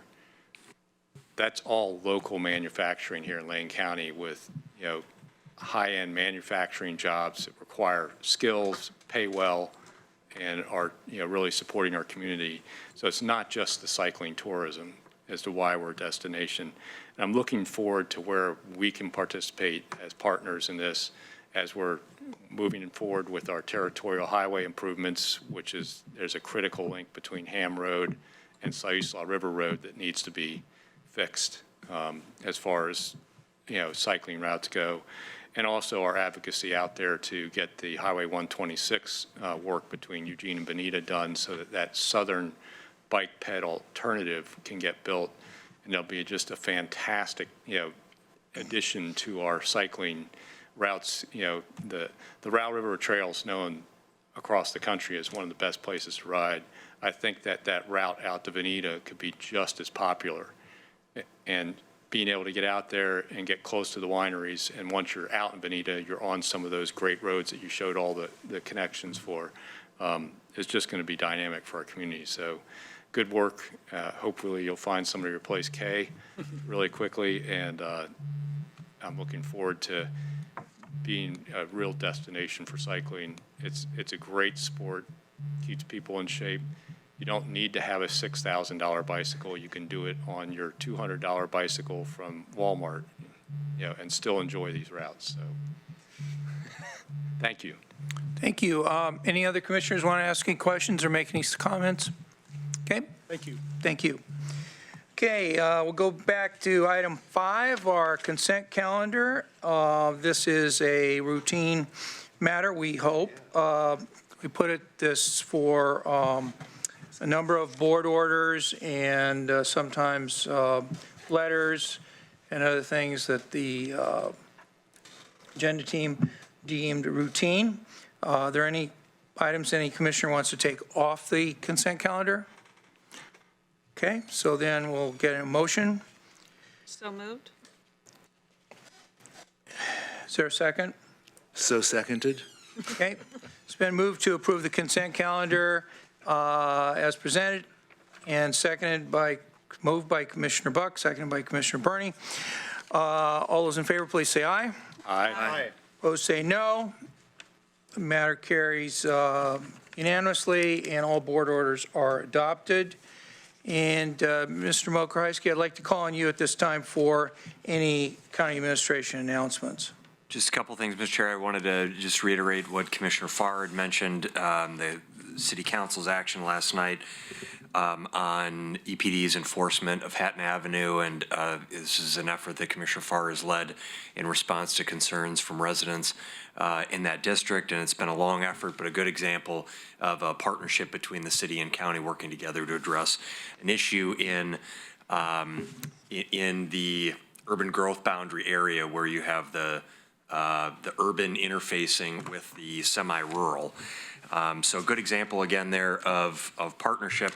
I wanted to also bring up, Commissioner Bozevich has made a request for staff to return with a discussion regarding waiving the lien on the Crestwell property. I wanted to just share with the board and allow Commissioner Bozevich later in the meeting if or any other commissioner to bring this up if you'd like.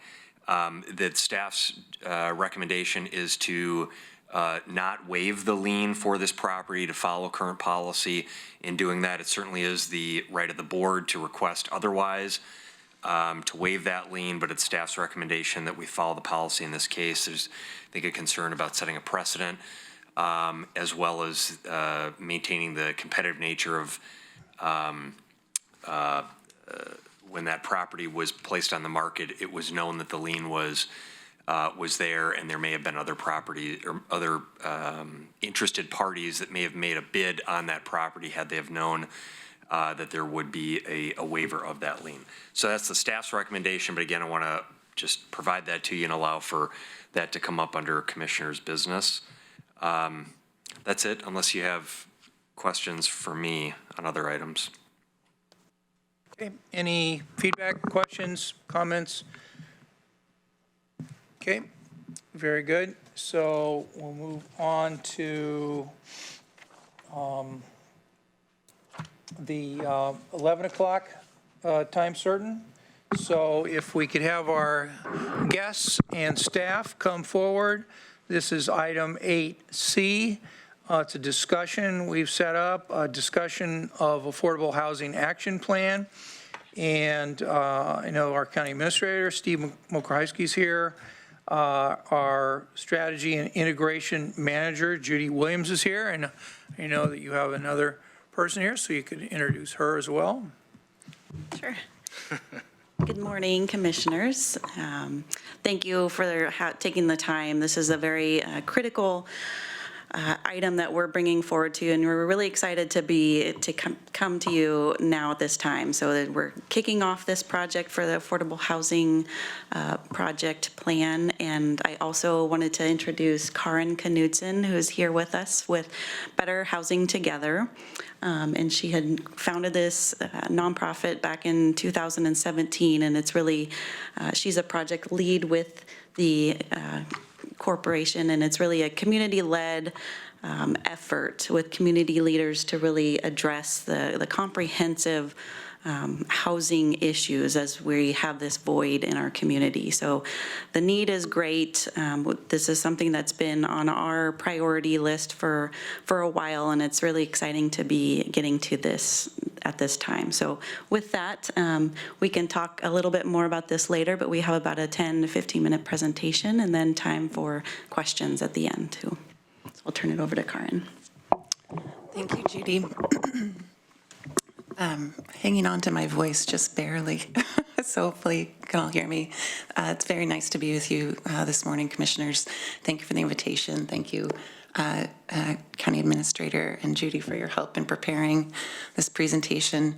We just have about 10 minutes of background to share and some initial ideas about what we would like to do and how we think we might be able to help, and to share with you also a little bit about Better Housing Together. So first, I'll just say that About 8 months ago, I was invited to speak about community culture change, and specifically related to housing and age-friendly communities at the AARP National Livability Conference. We were able to essentially have a scholarship to present as a part of that panel in Charlotte, North Carolina. And this is the slide that I used to introduce where I was coming to Charlotte, North Carolina from. And it was really easy because I could say, well, do you see where the state of Oregon is? And do you see the big red sort of rectangular shaped county there? That's Lane County, and that's where I'm coming to you from. This graphic was put together in a report called Up for Growth, and it essentially shows that more than 40% of this community is cost burdened by their housing. And it's not a distinction that we would like to have, but it's an issue that we want to work on. But it is part of the context that we are dealing with in beginning this work. Another piece of background that we share with people when introducing this work, because sometimes they will not understand this and say something like, well, gosh, you know, it's a good thing housing here isn't as bad as it is in other places.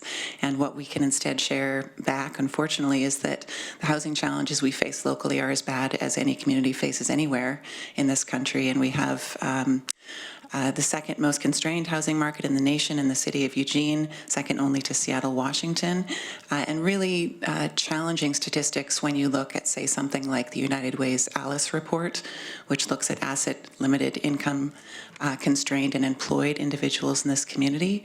And when you add up those families, those individuals, and people experiencing poverty, you're rapidly approaching 65,000 people in Lane County who need help with their housing and are in this relatively or extraordinarily unstable position, largely due to the high cost of their housing. So as Judy mentioned, Better Housing Together came together really out of necessity in 2017. We are working to increase the affordability, diversity, and supply of Lane County's housing, and we work collaboratively with partners in this effort. When we have built this network of partners, it's really a simple ask to all of the organizations and businesses who have signed on to simply say, do you want to work towards those outcomes? Bring your expertise, bring your insight, and we will put that into the mix and do our best to use it to move forward. As such, we also have the distinction, or the unique distinction, of being the only community-led and multi-sector effort trying to address the housing crisis in Lane County. And that, I think, gives us interesting opportunities, provides us with interesting opportunities to bring forward creative ideas, and also to bring forward ideas that have broad support from within the community. It's simply a part of the DNA and the structure in which we work. So I mentioned our partners, and this graphic is a little bit out of date because we can't keep it up to date as partners are joining this effort. But Better Housing Together is now almost 50 local organizations and businesses in Lane County. Many of those organizations and businesses are based within the cities of Eugene and Springfield, which is essentially a function of our ability to do outreach up to this point, but also because many of the issues that we've been talking about in these first 18 months, 24 months of work have been pretty focused on the issues in those cities. The public launch of this work, as some of you who were able to attend were aware, was in 2018 at the Community Housing Forum, an exhibit that we were able to host at the University of Oregon, thanks to their donation of that space to our effort. And in taking this work forward, we would really like to see more of the incredibly encouraging, creative, and also challenging conversations that really were initiated out of this work and then have been carried forward to see some significant progress in just these last, I guess, 12 months, 18 months since that time. One of the aspects of this work that we think will be really important in looking at Lane County's housing needs and building a housing action plan is not just sort of collecting the technical information and then putting that back to you, but also doing the work to translate this information to the broader community so that we as a community can more directly engage with these challenges and understand the complexity of the challenges. This slide is just to show two pieces of the work that we shared in this room. On the left are two still images from about a 4-minute video that is on the betterhousingtogether.org website that tries to quickly summarize the complexity of the challenge we face and who is directly impacted by that.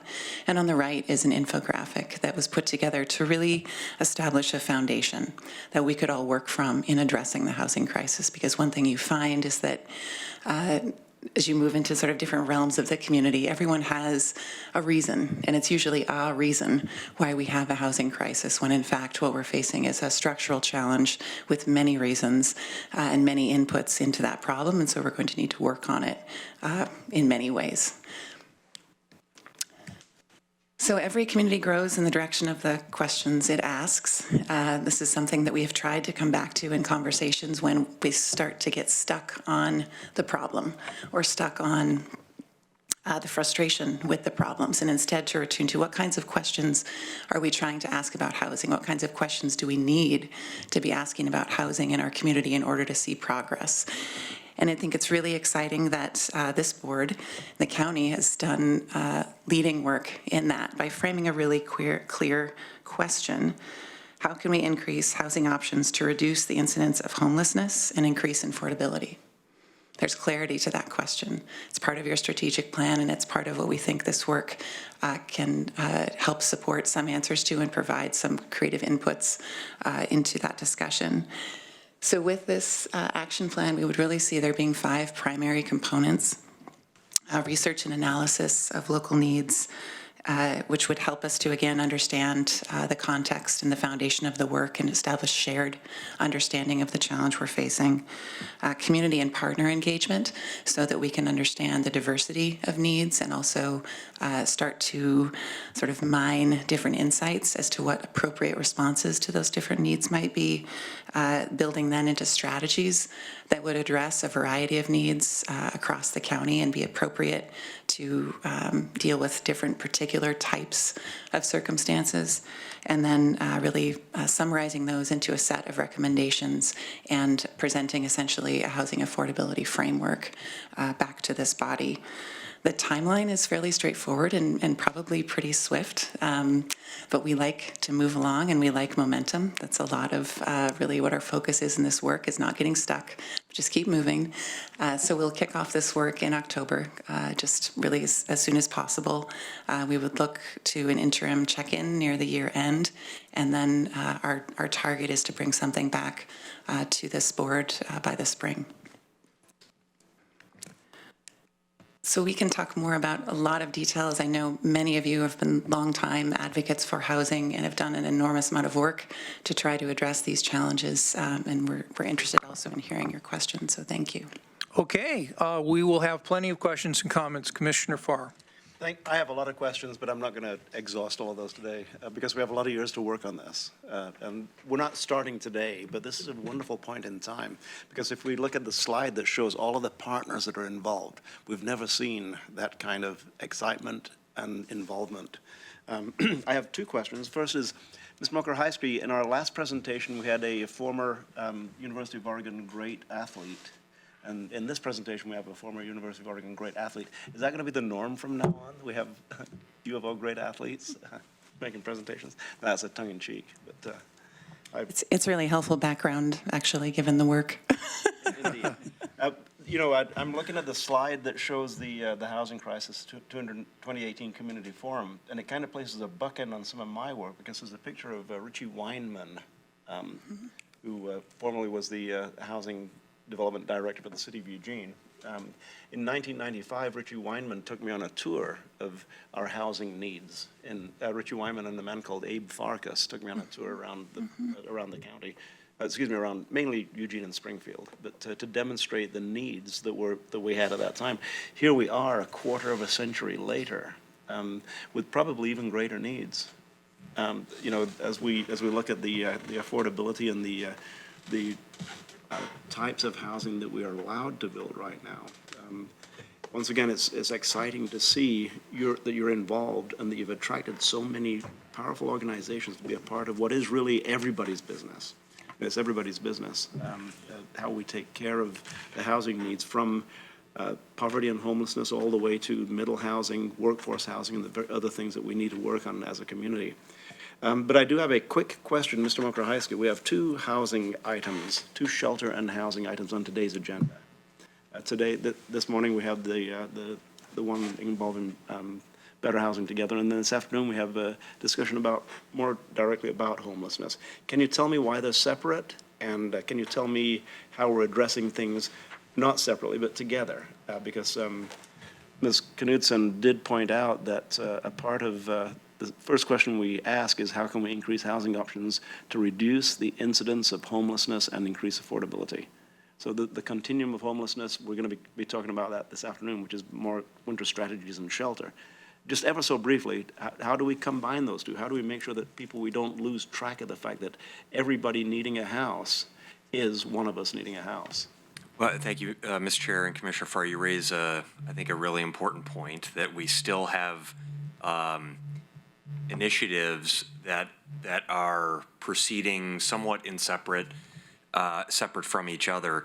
I guess I'd point in next week you'll hear a presentation and update from staff on the Technical Assistance Collaborative report that both the City of Eugene and Lane County supported. In that report, it talked about a pathway of housing options. And so one of the challenges we oftentimes face, and you bring up in your question, is we say, well, we need to fix the homelessness problem, we need an emergency shelter, or we need permanent supportive housing, or we need to address mental health and substance abuse issues, or we need job training programs, or we need affordable housing or workforce housing.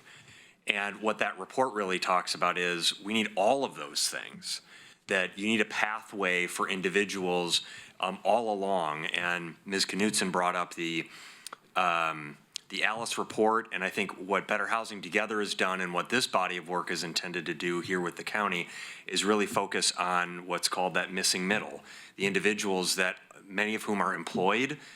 Maybe they're employed with several jobs, but they're still teetering at the edge. And the lack of affordable housing is causing a significant burden on their lives and puts them at risk of not being housed and falling into that unhoused category, having other unmet needs in their lives. So I'm saying all of this to acknowledge the fact that I think we still have work to do to integrate all of these efforts, because we will later today talk about winter strategies as it relates to more emergency response to homelessness. Next week, we'll be talking about permanent supportive housing and emergency shelter and wraparound services. And here we have work that's focused on that missing middle.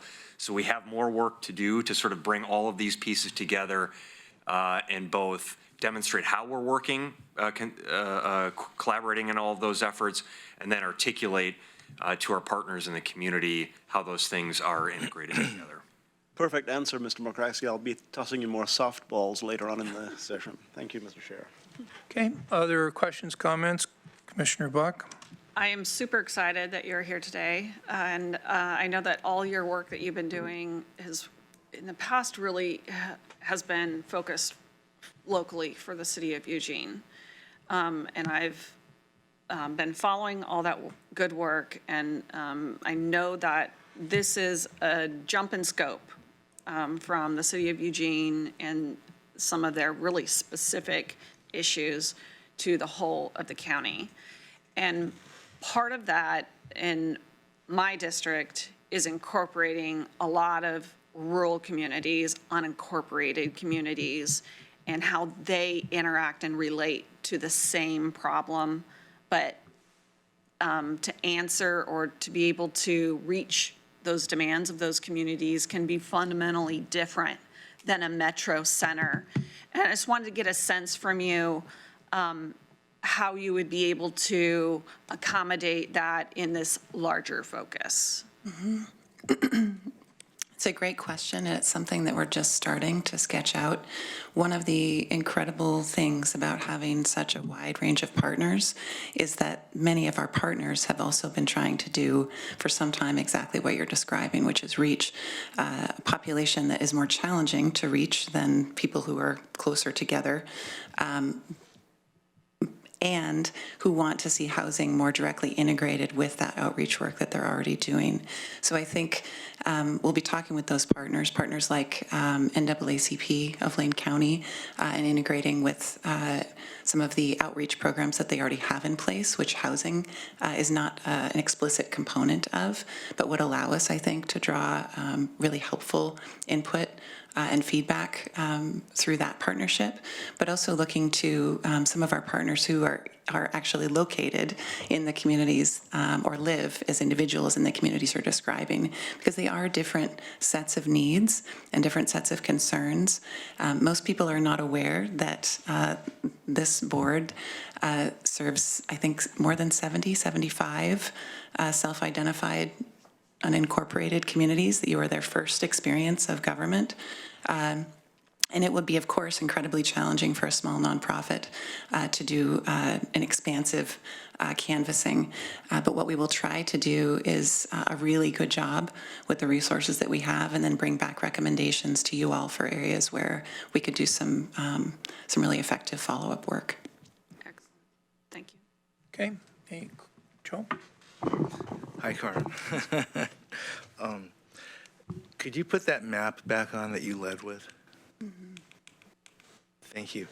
Do you have any idea what % of the United States population falls within the red, more than 40% housing encumbered?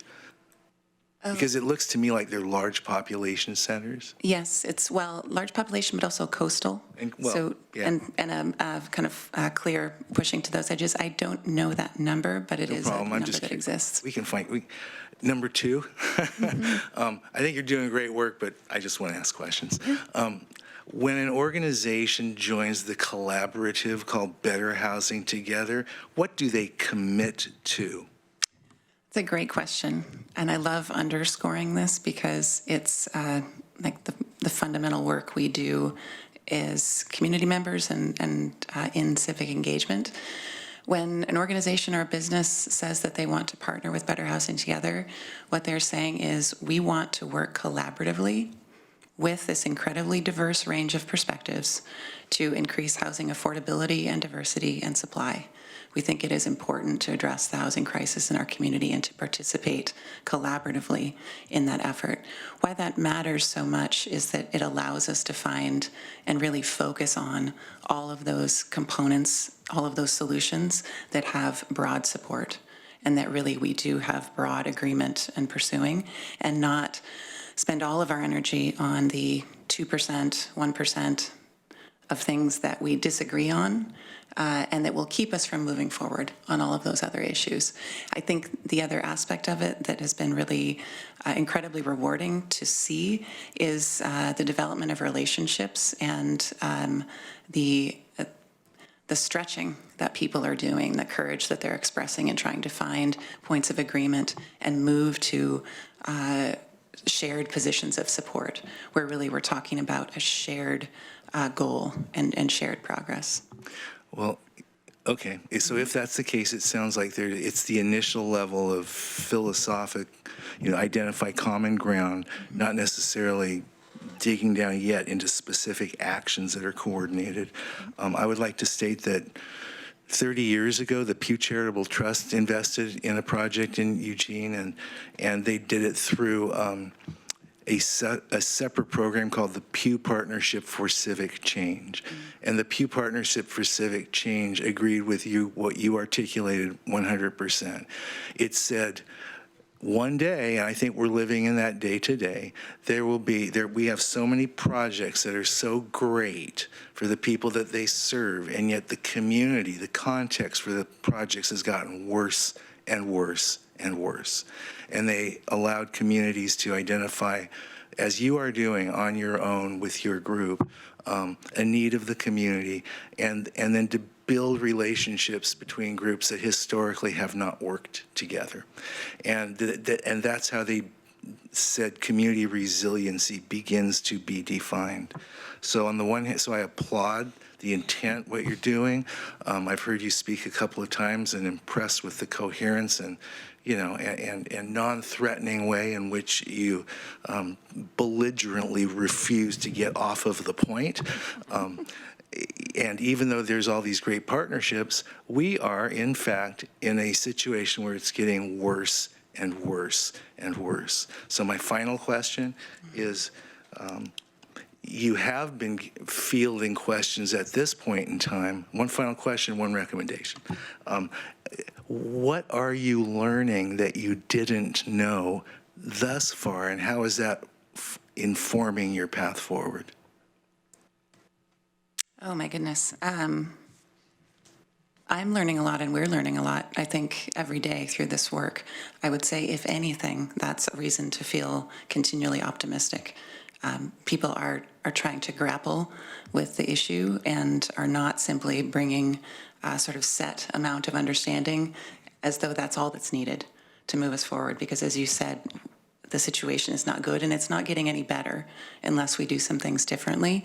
I think that is probably the most helpful thing that we can offer, being an outside organization to this conversation and to this body, is that we need to think about some creative solutions, or at least explore those, and imagine different ways of doing what we've been trying to do for a while. Because while many of those efforts have been successful and are, I don't mean to diminish them at all, we do need other ideas, and we need some new approaches.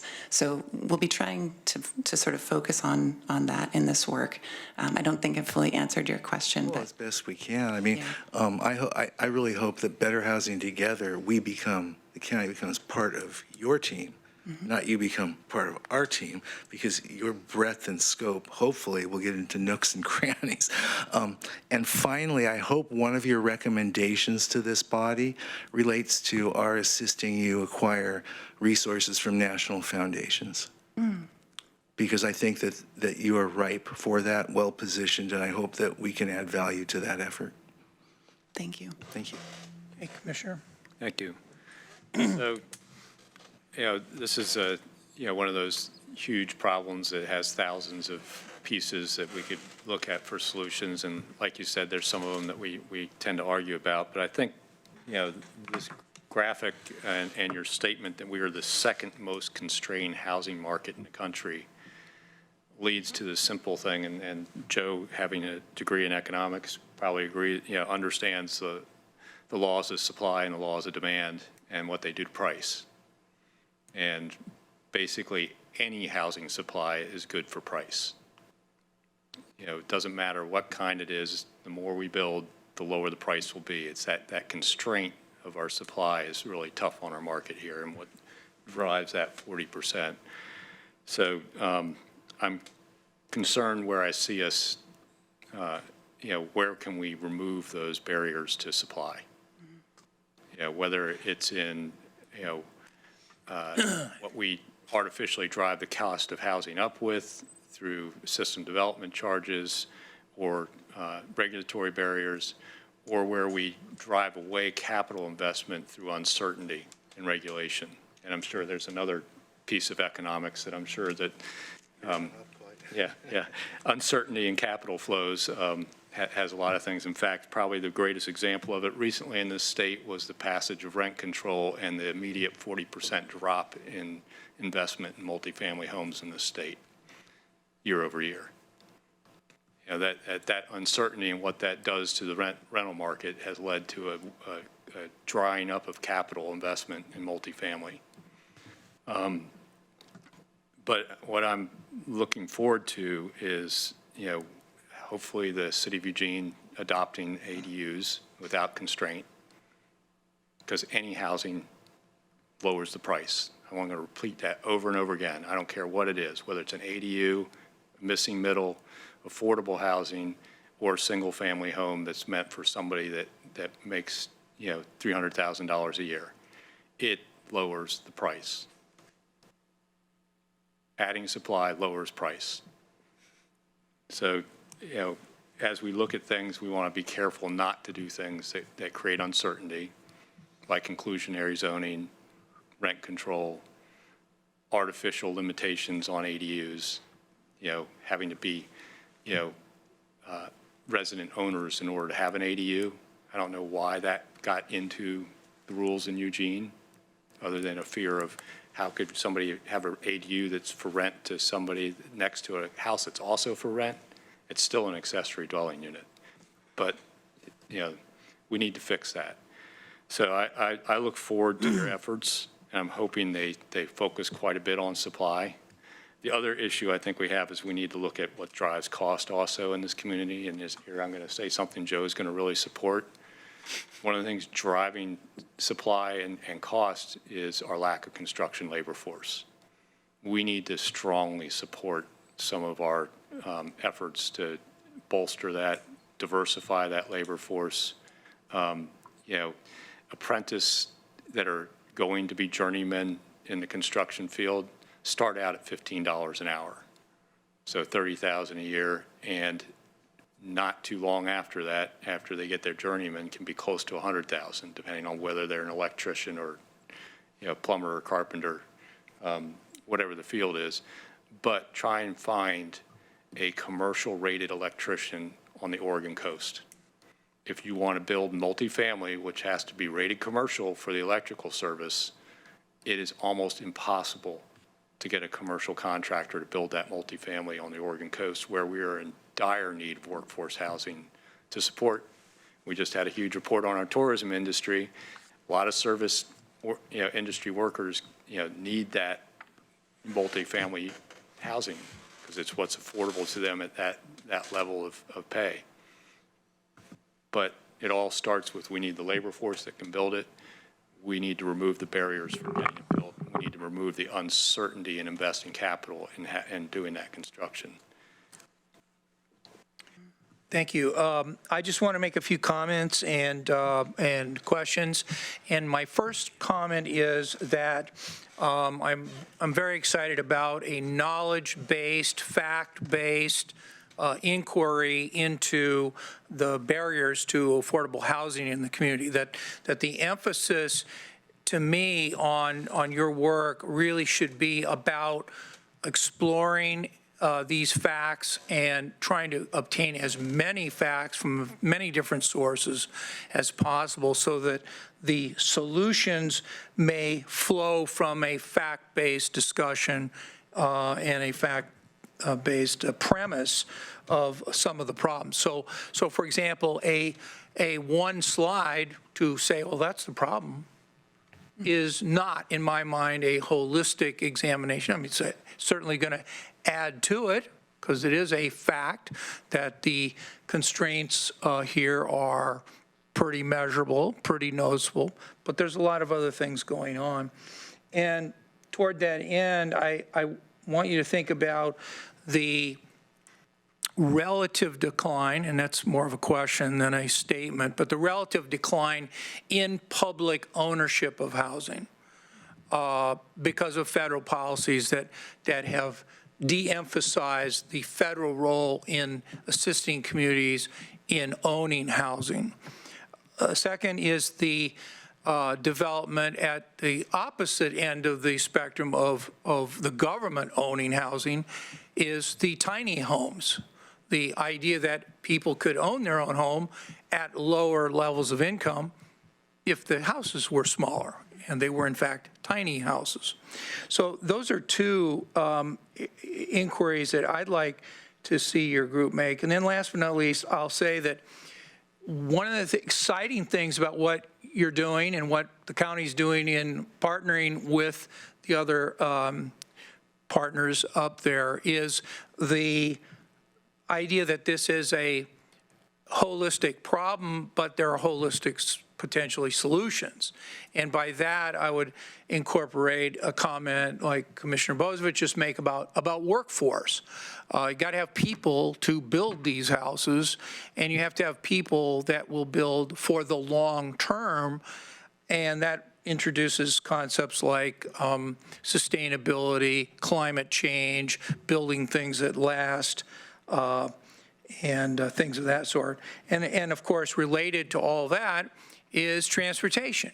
We saw in the big recession, and I see that some of the Colorado counties are kind of a lot like ours. I mean, there's a couple more greens and maybe about the same number of reds, but I know that when Colorado when we all had the Great Recession of 2009, 10, 11, that the communities that were built out from Denver all the way to Colorado Springs in some cases, these big housing developments all went bankrupt. Well, all is a strong statement. Many of them went bankrupt because the gasoline prices were so high that people couldn't afford to go back and forth from where they were working. So the idea of building out, and as maybe some on this board would say, building more housing isn't necessarily going to solve a problem, because if it's so far away from where people want or need to work, then you might have created a problem. And so I guess there are housing developments outside of Boise or outside of Denver where the houses were built, but people don't live there, and the developers went bankrupt because of the huge transportation costs that the people living in those houses couldn't. So the holistic idea is, well, maybe if people lived closer to where they worked and where they shop and where they go to their dentist and where they do whatever they do, they'll have more money for housing because they'll spend less on transportation. So to me, those things are entirely related, and I know that you're brighter than a lot of people in this room and can understand this concept and even elaborate further on it. But going back to my original point, this has got to be fact-based, it's got to be holistic, and it's really important that you come out with something that is usable by elected officials.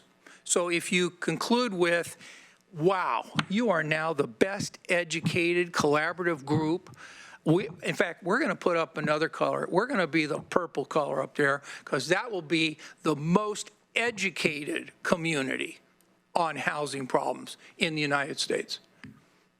Well, that's not going to move the needle. That's not going to move public policy. So the rationale for the recommendations and the vibrancy of the recommendations have to be more than just a series of facts and figures. And oh, by the way, it's a problem.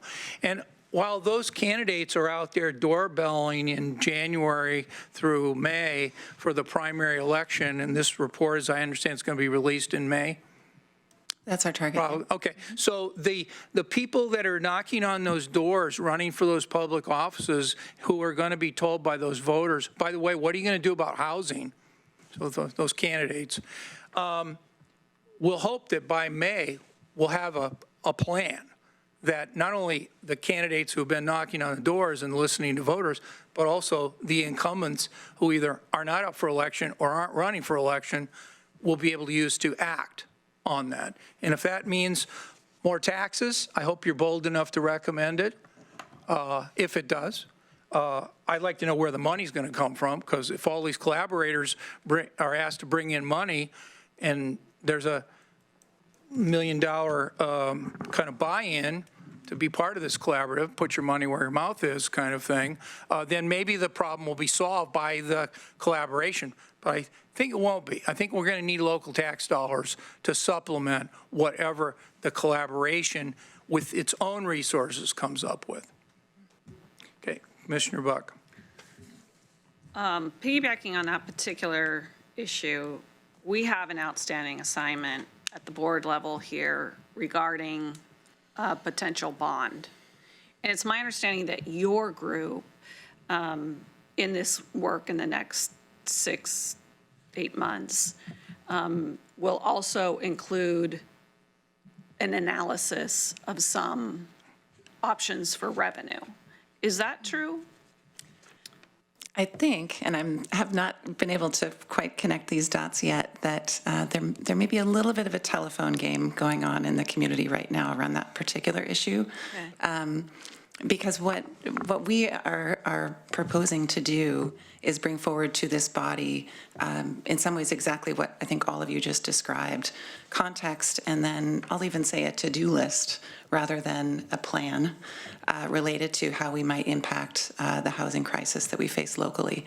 If that to-do list includes intensive work around funding, then that would be a part of those recommendations. That will come out of the process that we go through in working with our partners and working with the broader community. So by the telephone game, I just mean we have not moved to a point where there's a particular tactic or solution that's being proposed as a part of this work. That would, I think, be sort of jumping the queue, because in order to accomplish, it's a nice thing to say. I mean, of course, if it was just as easy as saying it, we would have no problems. If we could just, magically bring resources to any challenge. I think what we would need to do in order to understand that particular tactic as being the one to move forward with is how it interfaces with all of the other work that the county could be doing to support housing affordability and diversity and supply, because it's a long-term process. As the first comment illuminated, this is many years, and we have to do the work.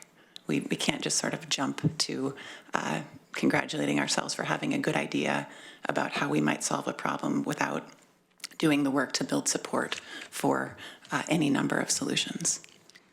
I agree. And part of the reason I bring it up is because I also truly believe that the collaborative work that you do and the outcomes that come from it will be a base for what we want to do on a board, whether it include revenue generation or whatnot. But you have to, again, like you said, just do the work in advance and make sure if that's an option and a viable option at that. This outstanding board assignment is very specific, and I know that part of that base work is going to be done with your group. So later I will probably be asking the board if we want to acknowledge that now that we are working with you as Better Housing Together for these efforts as part of our housing plan, that be placed in that bucket of body of work. So I just wanted to clarify that with you. Thank you. Okay, Commissioner Farr. Ever so briefly, thank you, Mr. Chair. Back in 1995, once again, a quarter of a century ago, the buzzword, you mentioned the second most constrained housing market, second only to Seattle. Back in 1995, we were the second then also to San Francisco. So the comparisons have changed, but the day that I took that tour, we were talking about how it is very expensive to live in the city of Eugene, comparable to San Francisco, based upon median income versus actual cost of housing. At that point in time, we had a council committee that was formed. It was a long-lasting council committee. It was a council committee to finance affordable housing. Pretty broad. Gene Tate was the chair of the committee. It was commissioned by Ruth Bascom. I was on the committee. Nancy Nathanson was on that committee. And after we looked at all of the potential revenue sources to help create a revenue stream, we came up with an ask for a 1% utility surcharge. 1%, which on a $100 utility bill, it would have been $1 per month. Well, it was rejected by about 72% of the people said no, because we didn't get out of the gates correctly on it. That point in time, in 1997, I believe, is when that went on the ballot, it would have created about $1 million per year revenue stream. Once again, almost a quarter of a century of $1 million a year expanded because of the increased cost of utilities would have been significant at this point in time. So as you're looking at all of the things that we're looking at to create a more or living person-friendly environment, a place where we can have more people graduating from high school and deciding they can live here because they can afford the housing here, then look at what we've done in the past also. And I keep saying, we came out of the gates late on the 1%, and it's almost innocuous the amount that each ratepayer would pay. So let's really overturn all of the stones and take a look at what can we do that is going to be the most effective. And in retrospect, $1 million a year for 25 years would have created a significant change in what we're seeing in our environment right now. So thanks again for your work, and thank you personally for being involved. And Rob, I see you, and thank you for being involved also. Indeed, I see Betsy back there and Tiffany. Thank you for the conglomeration of folks that are together, the consortium of people who are together working on this. Thank you. I'd like to follow Commissioner Farr in two ways. One is, I was here doing things with all those same people in '95, but no one knew who the hell I was, and he was city councilman. he was already in the public eye. Thank you for the correction. I would request that on the revenue side, as you get there, you analyze all the states and regions that do have what I'm familiar with as a public purpose charge, which is the same thing that Commissioner Farr mentioned. I know that public purpose charge with most utilities is directed towards clean energy or energy efficiency, but nonetheless, that might be interesting. And I would also invite a discussion later with you in that I have some experience on the private side with loan loss reserves and with revolving loan funds, and how, in fact, they have been used in the past to target that missing middle piece of what you're looking at, and I would offer that down the road. Thank you. Thank you. Okay. Well, thank you very much. We really appreciate your presentation and look forward to more information about how this is going. And when are you likely to come back for another round of questions and comments? When would you like? I think we're looking towards the year end as a time to just check in on the work and maybe what we've learned to date. There's also Better House Together is planning some larger community engagement opportunities in early 2020. So that could be another point of interface as well. Okay, great. Thank you so much. Appreciate your great work. Okay, and thanks very much. Just looking over the schedule here, we have a little bit of time left. I think we probably would want to do our executive session after noon because we wanted to give our Ms. Nichols 10 minutes notice, so I think probably that wouldn't be good to pull that right now. I think we could jump to our commissioner's business, and maybe we could do one or two or even all those items. So 14A is commissioner's announcements. Are there any commissioner announcements? Commissioner Buck? I just wanted to let the board know that in the last LCOG meeting, they did a vote for the new seats for the year, and I'll be vice chair of the LCOG committee. And other than that, I've just been at County College for the latter half of last week. That was the last session, and there was a large group of us that made it all the way through. And they will, everybody who graduated will be presented their graduation certificate at the upcoming AOC conference here at the Graduate. I can't express how nice it was to be able to network with various different commissioners throughout the state and know that they're going through many similar situations, even if it's a big metro center or a small community. There were so many things that we could bounce off each other, and it was really worthwhile class to go through. Good. Other commissioner announcements? Commissioner Burney? I want everyone to know that of the commissioners that went through County College, one of us will for sure graduate at the Graduate. Yeah. On Thursday, I'll be driving up with Senator Byers to the first Regional Solutions Board meeting in quite a while, and we'll be involved and reunited with our own Ms. Sarah Means, who's staffing that, and I will bring back to you the results of that. And I would like to share two things with the board. One is at the last Housing Policy Board. That group's probably going to identify the whole notion of manufactured housing parks, especially, I don't know if you know this, over 1% of all of the households in Oregon are manufactured homes older than 1976. And so those homes can't be replaced. And so we are going to be having, with St. Vincent de Paul, a manufactured home pilot in Springfield that the state found resources for.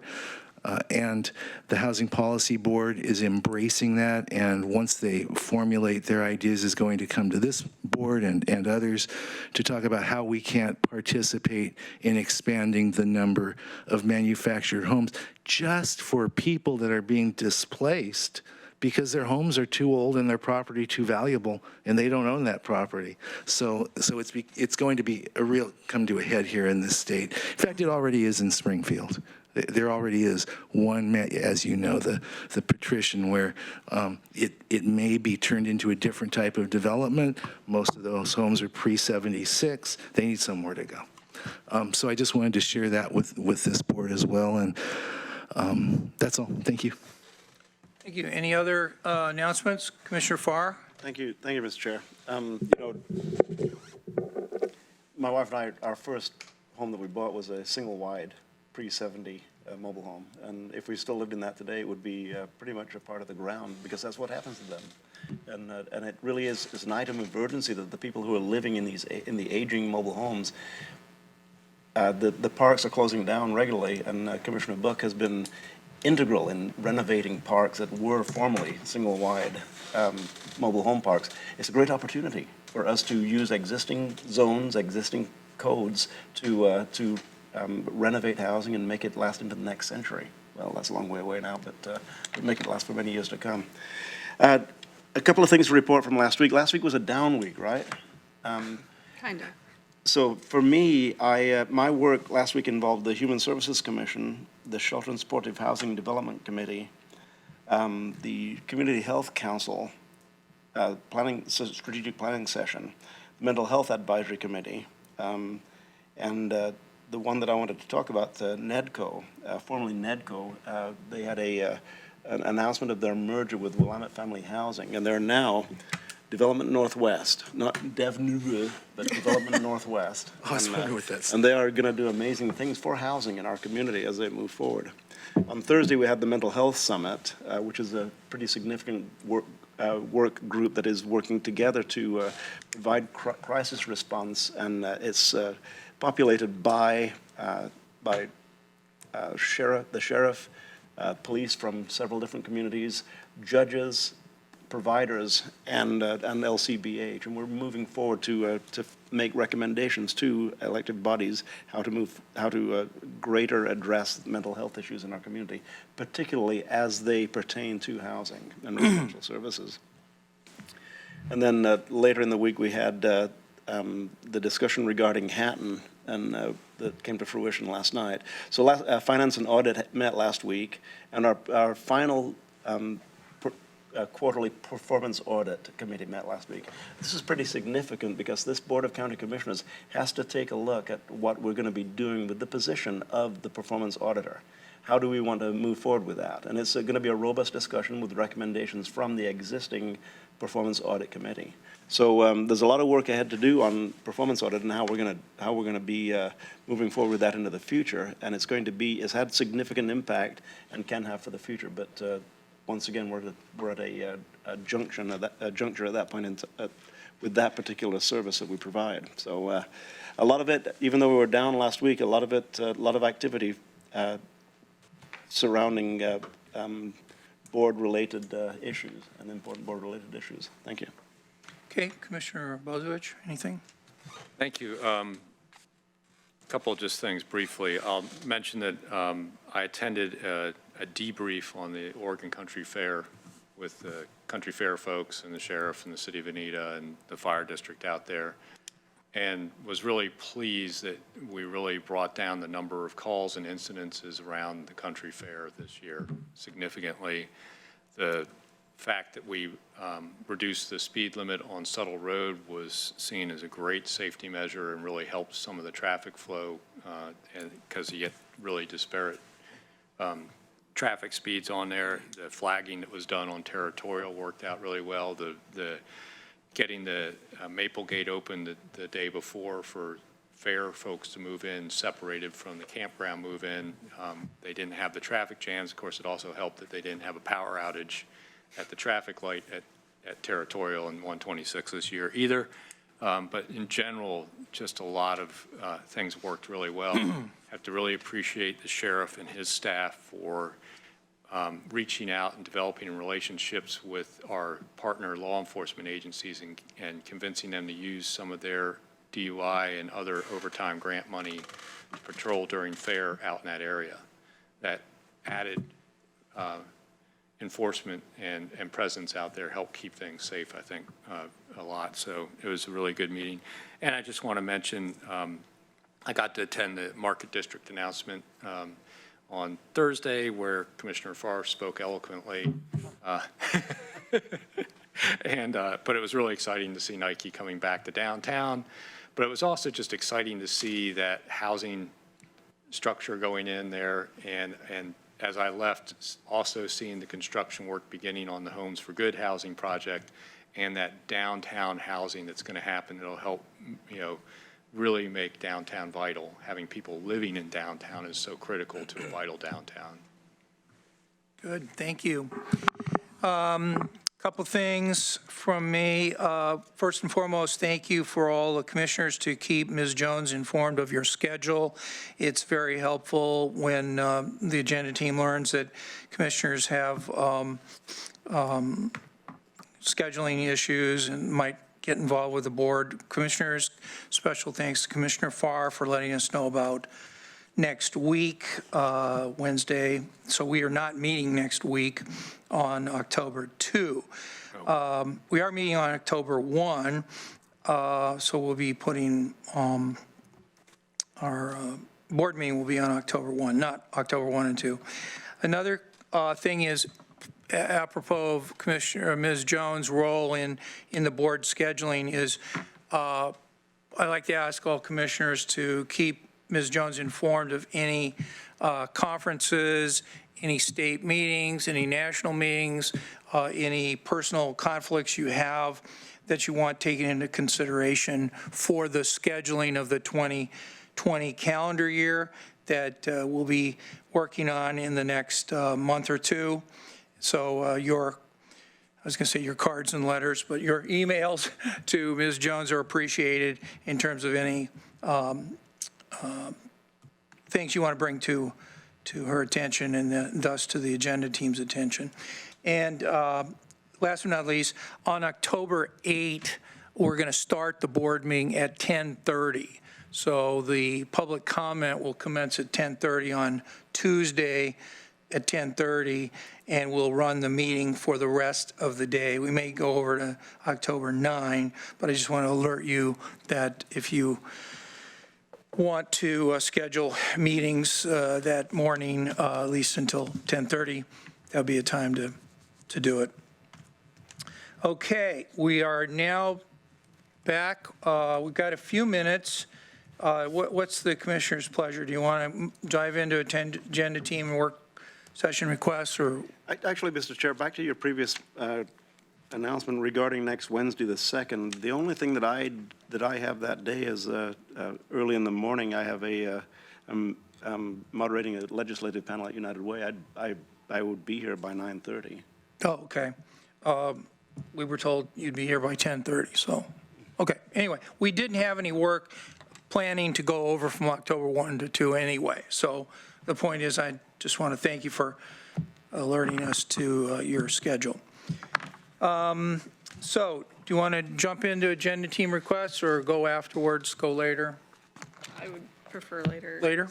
Okay. Other items on the agenda. Right, no, I think we're good. And so we'll come back at 1:30 for our county administration update on the courthouse with Judge Vogt, DA Patty Perlow, Sheriff Cliff Harold, and our own county administrator, County Administrator Steve Mokrahysky. That'll be at 1:30. Then we have a 3 o'clock time certain on the Goshen Industrial Area Project and a few more items to finish up. And we'll probably take the executive session now, I would say, would you say after the 1:30 or before or after the 3? The exec session? Yeah. I think we're planning for around 4 o'clock whenever you're done in the afternoon. Okay, so just alert Ms. Nichols and legal that we'll do the executive session at the very end of the business day. And we Okay, have a 5 o'clock appointment today, right, Mr. Mokrahysky? That's correct, yeah. okay. So we'll stand in recess then till 1:30 PM. Pete, you're right, it was 10:30, not 9.